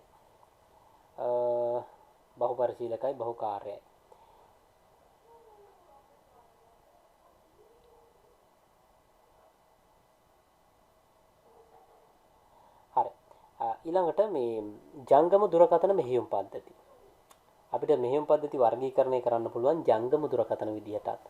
දැන් අද වෙනකොට ඔයගොල්ලෝ දන්නවා ලෝකේ ජනප්‍රියම වගේ මෙහෙයුම් පද්ධතියක් තමයි Android කියන මෙහෙයුම් පද්ධතිය. අතීතයේදී ලෝකේ ඉතාම ජනප්‍රිය වෙලා තිබුණා BlackBerry කියන මෙහෙයුම් පද්ධතිය. අතීතයේදී ජනප්‍රිය වෙලා තිබුණා. ටිකක් ඊට පස්සේ ඊටත් කලින් මේ Symbian කියන මෙහෙයුම් පද්ධතිය ලෝකේ ජනප්‍රිය වෙලා තිබ්බා. විශේෂයෙන්ම මේ කුඩා අපි ඉස්සර පාවිච්චි කරපු පොඩි Nokia වගේ දුරකථනවල භාවිතා කරපු Symbian කියන මෙහෙයුම් පද්ධතිය සහද iOS Apple මෙහෙයුම් පද්ධතිය ඔයගොල්ලෝ කොට දෙනෙක් දන්නවා. එතකොට අපිට මේවා මේ භාවිතා කරන මෙහෙයුම් පද්ධති මේ ආකාරයටත් භාවිතය අනුව අපිට වර්ගීකරණය කරන්න පුළුවන් ජංගම දුරකථන ඒත් එක්කෙන් පුජ්‍යලික පරිගණක සහ සේවාදායක පරිගණක කියලා අපිට මේ මෙහෙයුම් පද්ධති වර්ගීකරණය කරන්න පුළුවන්. ඉතින් මේ විනාඩියෙන් ලෙසන් එක කට් වෙනවා. ඒ නිසා අපි 12:00 විතර කරන්න බලාපොරොත්තු වෙනවා. නැවත කට්ටිය සම්බන්ධ වෙන්න. මේක වැදගත්ම කාරණයක්. ඒ නිසා මේ කොටස ගැන අපි අවබෝධයෙන් අවධානයෙන් මේ කොටස අපි කතා බහ කරමු. මෙහෙයුම් පද්ධතියක ප්‍රධාන කාර්යයන්. මෙහෙයුම් පද්ධතියක ප්‍රධාන කාර්යයන් ගොඩ තියෙනවා. මෙහෙයුම් පද්ධතියක කාර්යයන් ගත්තොත් අපිට විශාල ප්‍රමාණයක් තියෙනවා. නමුත් අපි මෙතනදී මෙහෙයුම් පද්ධතියක තියෙන කාර්යයන් සමස්තයක් විදිහට අරගෙන එතනින් ප්‍රධාන පහක් අපි ප්‍රධාන කාර්යයන් විදිහට මෙහෙයුම් පද්ධතියක් කරන හඳුන ගන්නවා. මෙහෙයුම් පද්ධතියක් කියන්නේ පරිගණක මෙහෙයුම් පද්ධතියක් කරන ප්‍රධාන කාර්ය පහ. ගොඩ ඒවා තියෙනවා. ඒක වෙනම කතාවක්. ගොඩ ඒවා තියෙනවා. නමුත් අපි මෙතන ප්‍රධාන කාර්යයන් පහක් හඳුන ගන්නවා. හරි. ඒතර මේ ප්‍රධාන කාර්ය පහ තමයි පළවෙනි එක ෆයිල් මැනේජ්මන්ට්. ගොනු කළමනාකරණය. File management. දෙවෙනි එක ප්‍රොසෙස් මැනේජ්මන්ට්. ක්‍රියාවලි කළමනාකරණය. තුන්වෙනි එක මෙමරි මැනේජ්මන්ට්. මතක කළමනාකරණය. Memory management. හතරවෙනි එක ඩිවයිස් මැනේජ්මන්ට්. Device management. උපාංග කළමනාකරණය. පස්වෙනි එක සිකියුරිටි මැනේජ්මන්ට්. ආරක්ෂක කළමනාකරණය. ඔය කියන පහ ගැන අපි කතා කරනවා. තව ඒවා තියෙන්න පුළුවන්. නමුත් මේ පහ ප්‍රධානයි. කොහෙදී හරි තැනකදී අපෙන් ඇහුවොත් මෙහෙයුම් පද්ධතියක ප්‍රධාන කාර්යයන් මොනවද කියලා ඔය පහ ලියන්න ඕනේ. ඔය පහ තමයි ප්‍රමුඛ. තව ඒවා තියෙන්න පුළුවන්. නමුත් ඔය පහ ගැන අපි කතා කරනවා. එතකොට ඔය කාර්යයන් පහෙන් අපි අපේ ඔපරේටින් සිස්ටම් පාඩම වෙන්නේ ළමයි ඉස්සරහට මේ පහ ගැන කතා කරන එක. එච්චරයි. පාඩම ඉවරයි. හැබැයි මේ පහ හරි දීර්ඝයි. ඒ කියන්නේ අපේ පාඩම මෙච්චරයි. මෙහෙයුම් පද්ධතියක් කරන මේ වැඩ පහ කතා කරනවා. මේ වැඩ පහ කතා කරනකොට පාඩම ඉවරයි. හැබැයි මේක ටිකක් දීර්ඝයි. මේ වැඩ පහ අපි දීර්ඝව කතා කරන නිසා. මේ පහ ඉවර කරාම පාඩම ඉවර වෙනවා කොහොමද? හරි. එතකොට මේ මම මෙතනදී මේ සරලව අපි පොඩියට මේක ලියාගමු. ලියා ගැනීමේ අවශ්‍යතාවයකුත් සමහර ලාවට නැහැ. මොකද මේ අපි මේ පහ ගැන ගැඹුරින් කතා කරනවා. ඊළඟට ඉන්නේ පහේ දෙවෙනි කොටස විදිහට අපිට එන්නේ ගොනු කළමනාකරණය. එතකොට ගොනු කළමනාකරණය අපි මෙතනදී මේ කතා කරන එක. හරි? ගොනු කළමනාකරණය. හරි. එතකොට මම සරලව කියාගෙන යන්නම්. මේක ලියා ගන්න අවශ්‍ය නැහැ. ඕගොල්ලෝ නෝට් එකේ ලියා ගන්න මෙහෙයුම් පද්ධතියක ප්‍රධාන කාර්යයන් පහ ලියා ගත්තා නම් ඇති. මේක ඇතුළට විස්තර ලියා ගන්න ඕනේ නැහැ. මේක ඇතුළට විස්තර ලියා ගන්න ඕනේ නැහැ. මොකද මේක ඇතුළේ තියෙන දේවල් අපි මේ පාඩම ඉවර වෙනකම්ම දැන් කතා කරන්න යන නිසා. හරි. එහෙනම් මෙහෙයුම් පද්ධතියක ප්‍රධාන කාර්යයන් විදිහට ඔයගොල්ලෝ කාර්යයන් පහ ලියා ගන්න. පහ තමයි පළවෙනි එක ගොනු කළමනාකරණය, ෆයිල් මැනේජ්මන්ට්, දෙවෙනි එක ක්‍රියාවලි කළමනාකරණය, ප්‍රොසෙස් මැනේජ්මන්ට්, තුන්වෙනි එක මතක කළමනාකරණය, මෙමරි මැනේජ්මන්ට්, හතරවෙනි එක උපාංග කළමනාකරණය, ඩිවයිස් මැනේජ්මන්ට්, පස්වෙනි එක ආරක්ෂක කළමනාකරණය. අභ්‍යන්තරය ලියන්න ඕනේ. හරි. කාර්යයන් පහ විතරක් ලියා ගන්න. හරි. මාතෘකාව විදිහට ලියා ගන්න. මෙහෙයුම් පද්ධතියක ප්‍රධාන කාර්යයන් පහ ලියා ගන්න පල්ලෙහාට ওই විදිහට පිළිවෙලට.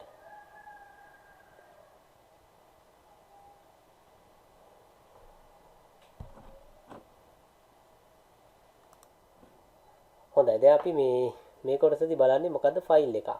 ගොනුවක් කියන්නේ කියන එක.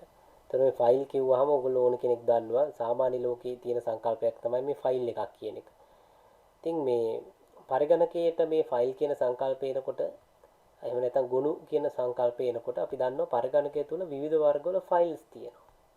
ගොනු වර්ග තියෙනවා. හරි. එතකොට දැන් ඔයගොල්ලෝ දැකලා ඇති පරිගණක තුල මේ Excel ගොනු තියෙනවා. Excel sheet. ඕඩියෝ ගොනු තියෙනවා. ඊට පස්සේ ડોකියුමන්ට් ගොනු තියෙනවා. ඇප්ලිකේෂන් ගොනු තියෙනවා. ඒ වගේ තියෙනවා. එතකොට මේ සරලවම එක එක වර්ගවල ෆයිල්ස් තියෙනවා. එක එක වර්ගවල ගොනු තියෙනවා.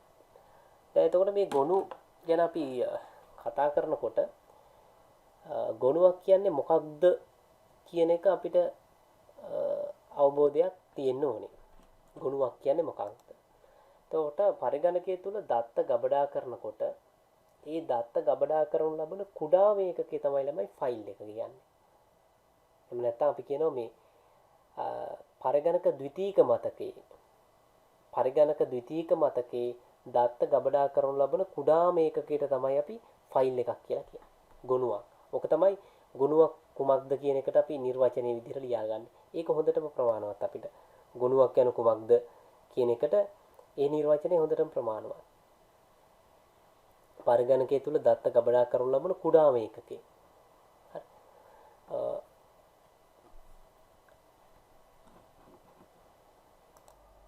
හොඳයි. දැන් අපි මෙතනදී කතා කරනවා ළමයි මේ ෆයිල් එකක්. එහෙම නැත්නම් ගොනුවක් ගැන අපි කතා කරනකොට පරිගණකයේ තියෙන මොකද මේ ගොනු කළමනාකරණය කියන්නේ මෙහෙයුම් පද්ධතියක ප්‍රධානම කාර්යයක්. එතකොට මේ ෆයිල් මැනේජ්මන්ට් වලදී ගොනු සම්බන්ධයෙන් කතා කරනකොට ප්‍රධාන කාරණා දෙකක් තියෙනවා. එකක් තමයි මේ ගොනු නාමය. මේකට අපි කියනවා ෆයිල් නේම් එක කියලා. හරි. ගොනු නාමය කියලා එකක් තියෙනවා. ෆයිල් නේම් එක. ඒ වගේම මේ ෆයිල් නේම් එකට අමතරව මේ ෆයිල් එකකට තියෙනවා එක්ස්ටෙන්ෂන් එකක්, දිගුවක්. ඔන්න ඒ කාරණා දෙක වැදගත්. හරි. ෆයිල් නේම් එක සහ ෆයිල් එක්ස්ටෙන්ෂන් එක. දැන් අපි ඔඩියෝ ෆයිල් එකක් ගත්තොත් ඒ හැම ගොනුවක් සඳහාම හඳුනා ගන්න අනන්‍ය නමක් තියෙනවා. නමක්. මේ තියෙන්නේ නම. අපි දැන් ෆයිල් නේම් එකක් ගත්තොත් මෙන්න මේ විදිහට තියෙනවා song. ඒතර song කියන්නේ මේකේ නම. song කියන්නේ ගොනුවේ නම. ඒ වගේම මේ හැම ගොනුවක්ම කට අදාළ විස්තරයක් තියෙනවා. හදපු වෙලාව, උපලක්ෂණ, දිනය. හැබැයි ඒවා මේ ෆයිල් නේම් එකේ හොයාගන්න බෑ. හරි. එතකොට ඒ වගේම මේකේ කොටස් දෙකක් තියෙනවා කියලා මම කිව්වා. එකක් තමයි නම, අනිත් එක තමයි දිගුව. මේ තියෙන ළමයි දිගුව. එක්ස්ටෙන්ෂන් එක. මේ එක්ස්ටෙන්ෂන් එකෙන් කියන්නේ නිකන් මේක හරියට වර්ගය. මේ දිගුව කියන්නේ වර්ගය. සමහරලාට අපි પરම්පරාව කියන්නේ කවුරු හරි නමක අපි වාසගම දැක්කහම අපි දන්නවා මේ પરම්පරාවේ. මේ වාසගම දැක්ක ගමන් දන්නවා මේ પરම්පරාවේ කට්ටිය. ඒ වගේ මේ එක්ස්ටෙන්ෂන් එක කියන්නේ ළමයි අපිට නිකන් සරලව කියන්න පුළුවන් මේ ෆයිල් වල પરම්පරාව. එහෙම නැත්නම් වර්ගය. MP3 කියන්නේ අපි දන්න මොන වර්ගයටද අයිති. MP3 කියන්නේ song නේ, sound. ඒතර ඒ වගේ ගොනු දිගු තියෙන ගොඩාක් වර්ග. ගොනු දිගු වර්ග තියෙන ගොඩක්. හරි. ඒතර මේක අපිට වැදගත්. ගොනු නාමය සහ ගොනු දිගුව අපිට ඊටාම වැදගත් ඕනෙම ෆයිල් එකකට ඕනෙම ගොනුවකට නමක් තියෙනවා එක්ස්ටෙන්ෂන් එකක් තියෙනවා. හරි ඒක ලියා ගන්න. දැන් මේ ෆයිල් එක්ස්ටෙන්ෂන් කියන ඒවා මෘදුකාංගයෙන් මෘදුකාංගයට වෙනස්. ගොඩාක් ලෝකේ ජනප්‍රිය එකක් තමයි මේ Word කියන්නේ ඕනෙම කෙනෙක්ගේ කම්පියුටර් එක Word ෆයිල් එකක් තියෙනව නැති වෙ නෑනේ. ඒතර Word වල ෆයිල් එක්ස්ටෙන්ෂන් එක ගොනු දිගුව තමයි docx කියන එක. ඒ ඉස්සර නම් doc නමුත් වර්තමානයේ අලුත් version වලදී docx. ගොඩක් වෙලාවට සින්දු සඳහා භාවිතා කරනවා mp3. Excel වල xlsx සහ මේ ඉන්ස්ටෝල් කරන්න පුළුවන් ෆයිල් වල exe.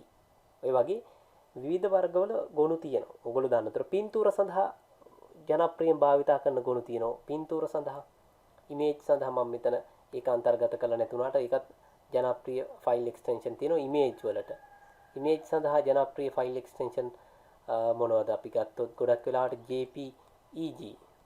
JPEG කියලා අපි කියනවා. JPEG PNG හරි GIF ඔය වගේ පින්තූර සඳහා. ඒතර වීඩියෝ සඳහා ජනප්‍රිය ගොනු තියෙනවා. වීඩියෝ සඳහා අපි පාවිච්චි කරනවා MP4 නේ. ඊට පස්සේ MPEG වීඩියෝ සඳහා AVI ඔය වගේ එක්ස්ටෙන්ෂන් ගොඩාක් තියෙනවා. ඒතර වීඩියෝ, ඔඩියෝ, ડોකියුමන්ට්, ස්ප්‍රෙඩ්ෂීට්, ඇප්ලිකේෂන් ඔය වගේ ගොඩාක් ඒවා සඳහා අපි විවිධ වර්ගවල එක්ස්ටෙන්ෂන් පාවිච්චි කරනවා. එතකොට එක්ස්ටෙන්ෂන් එක කියන්නේ ෆයිල් එකේ වර්ගය. හරි. එහෙනම් අපි ඊළඟට කතා කරන්නේ මේ පොදුවේ මම කිව්වා දැන් වර්ග 10 ගාණක් තියෙනවා නම් මේ ෆයිල්ස් වර්ග ලෝකේ 10 ගාණක් තියෙනවා. ෆයිල් වර්ග 10 ගාණක් තියෙනවා.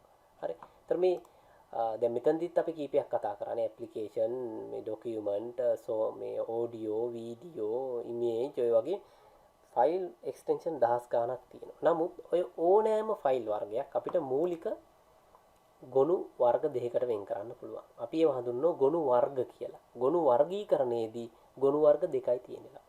ගොනු වර්ගීකරණයේදී වර්ග දෙකයි තියෙන්නේ. ප්‍රධාන ගොනු වර්ග දෙකයි ළමයි ලෝකෙටම තියෙන්නේ. ලෝකෙටම කියන්නේ ඕනෑම මෙහෙයුම් පද්ධතියක තියෙන ප්‍රධාන ගොනු වර්ග දෙකයි. එකක් තමයි අපි කියනවා ASCII. මේකේ ලොකු සටහනක් නැහැ. ඔයගොල්ලෝ ලියා ගන්න සටහන. දෙවෙනි එක බයිනරි. ASCII ගොනු සහ බයිනරි ගොනු. ප්‍රධාන ගොනු වර්ග දෙකයි. ඔය අපි කලින් කතා කරපු ඕනෑම ගොනු වර්ගයක් ASCII වෙන්න පුළුවන්, බයිනරි වෙන්න පුළුවන්. ASCII ගොනු වෙන්නත් පුළුවන්, බයිනරි වෙන්නත් පුළුවන්. ওই වර්ග දෙක තමයි තියෙන්නේ. ගොනු 10000ක් ගත්තත්, 20000ක් ගත්තත්, 30000ක් ගත්තත් එක්ක ASCII එක්ක බයිනරි. ඔය දෙකට අපිට වර්ගීකරණය කරන්න පුළුවන්. හරි. අපි බලමු මොනවද මේ වර්ගීකරණය මොනවද මේ වර්ග දෙක කියලා. හරි. ඒතර ASCII කියන එක ඔයගොල්ලෝ දන්නවා. අපි ASCII කේත ක්‍රමය ගැන කතා කරලා තියෙනවා. ඒතර ASCII කේත ක්‍රමය. හරි. ASCII කේත ක්‍රමය බිටු 128ක කේත ක්‍රමයක්. බිටු 128ක්. බිටු 7ක අනුලක්ෂණ 128ක. ඒ කියන්නේ එක අනුලක්ෂණයක් දැක්වීම සඳහා බිට් 7ක් පාවිච්චි කරනවා. සංඛ්‍යා පද්ධති පාඩමේදී අපි මේ ගැන කතා කරලා තියෙනවා ASCII කේත ක්‍රමය ගැන. ඒතර ASCII කේතවල තියෙන්නේ ඉංග්‍රීසි හෝඩියේ අක්ෂර සහ ඉංග්‍රීසි හෝඩියේදී භාවිතා කරන මූලික සංකේත සහ විවිධ අනුලක්ෂණ වර්ගات එක්ක සියල්ල 128යි. වෙන භාෂාවක් නැහැ. ඉංග්‍රීසි හෝඩිය විතරයි ASCII වලින් නිරූපණය කරන්න පුළුවන්. ඉංග්‍රීසි හෝඩිය විතරයි ASCII වලින් නිරූපණය වෙන්නේ. එතකොට මේ බිටු 7 ASCII කේත ක්‍රමය භාවිතා කරලා හදලා තියෙන ඕනෑම ෆයිල් එකක් ASCII ෆයිල් එකක් ASCII ගොනුවක් විදිහට අපිට හඳුන්වන්න පුළුවන්. හරි. ASCII ගොනුවක් කියන්නේ ASCII කේත ක්‍රමයේ භාවිතා කරලා හදලා තියෙන ෆයිල්. ඒ කියන්නේ ඒ ෆයිල් ඇතුලේ තියෙන්නේ ඉංග්‍රීසි හෝඩියේ ASCII කේතවල තියෙන මෙන්න මේ බිටු 128 විතරයි. ඊට අමතරව වෙන කිසිම ලක්ෂණයක් ඒ ඇතුලේ තියෙන්න බෑ. දැන් ඔයගොල්ලෝ දන්න කම්පියුටර් එකේ අපි පාවිච්චි කරන text file. Text file notepad කියන්නේ. අපි බැලුවොත් මේ විදිහට ගිහිල්ලා ඔයගොල්ලන්ගේ කම්පියුටර් එකේ ඔයගොල්ලන්ට මෙන්න මේ වගේ මේ නෝට්පෑඩ් ડોකියුමන්ට් එකක් හදා ගන්න පුළුවන්. ඒතකොට මේ ගත්තොත් අපිට මේ නෝට්පෑඩ් වල වෙන කිසිම දෙයක් අපිට ටයිප් කරන්න බෑ. හරි. මේ ඇතුලේ මේවා අපිට ඉංග්‍රීසි හෝඩියේ ASCII කේත ටික විතරයි ටයිප් කරන්න පුළුවන්. අංක ටික සලකුණු ඒ හැරෙන්න අපිට වෙන දේවල් ටයිප් කරන්න බෑ. ඒ නිසා අපි මේවා හඳුන්වනවා ASCII. සහ මේ ෆයිල් එක. ඒ විශේෂත්වය ASCII කේතවල තියෙන විශේෂත්වය තමයි මේ ASCII ෆයිල් එක අපිට විවෘත කිරීම සඳහා සුවිශේෂී මෘදුකාංගයක් ඕනේ නේ. ඒකයි විශේෂත්වය මේවා. ASCII වලට සපෝට් කරන ඕනෑම software එකකින් මේක ඕපන් කරන්න පුළුවන්. දැන් ඔයගොල්ලෝ දන්නවා ASCII තව අපි ෆයිල් HTML web designing වලදී අපිට ඕනේ කරනවා CSS XML PHP ඒ වගේ ඒවා අපි ASCII කේත මත පදනම් වෙච්ච ෆයිල්ස් විදිහට අපිට හඳුන්වන්න පුළුවන්. මොකද ඒවා අපිට නේ HTML එකක් අපිට notepad එකේ ඕපන් කරන්නත් පුළුවන්. notepad++ එකෙත් පුළුවන්. Word වලත් පුළුවන් HTML එකක් ඕපන් කරන්න. ඒ වගේ විවිධ ASCII කේත වලට සපෝට් කරන ඕනෑම එකකින් software එකකින් ඕපන් කරන්න පුළුවන්. ඒකයි විශේෂත්වය. හරි. ඒතර ASCII කේත මේ ක්‍රමයේ භාවිතා කරන ෆයිල් අපි කියනවා ASCII ෆයිල්. විශේෂම කාරණේ තමයි ASCII ෆයිල් එකක් ඕපන් කරාම සාමාන්‍ය මිනිස්සෙක්ට කියවන්න පුළුවන්. ඔන්න ඔකයි විශේෂත්වය. සාමාන්‍ය මිනිස්සෙක් කියන්නේ ඉංග්‍රීසි දන්නවනම් ඒකේ තියෙන ඉංග්‍රීසි හොඩිය අකුරු බව එයාට තේරුම් ගන්න පුළුවන්. ඊළඟ කාරණේ තමයි ASCII කේතවල ඉංග්‍රීසි අක්ෂර හා සංකේත භාවිතා කරන්නේ. හරි. ඒ වගේම බිටු 7ක් තියෙන නිසා මේකේ තියෙන්නේ අනුලක්ෂණ වර්ග උපරිම වුණොත් 128යි. ඔක තමයි ASCII කේත ක්‍රමය.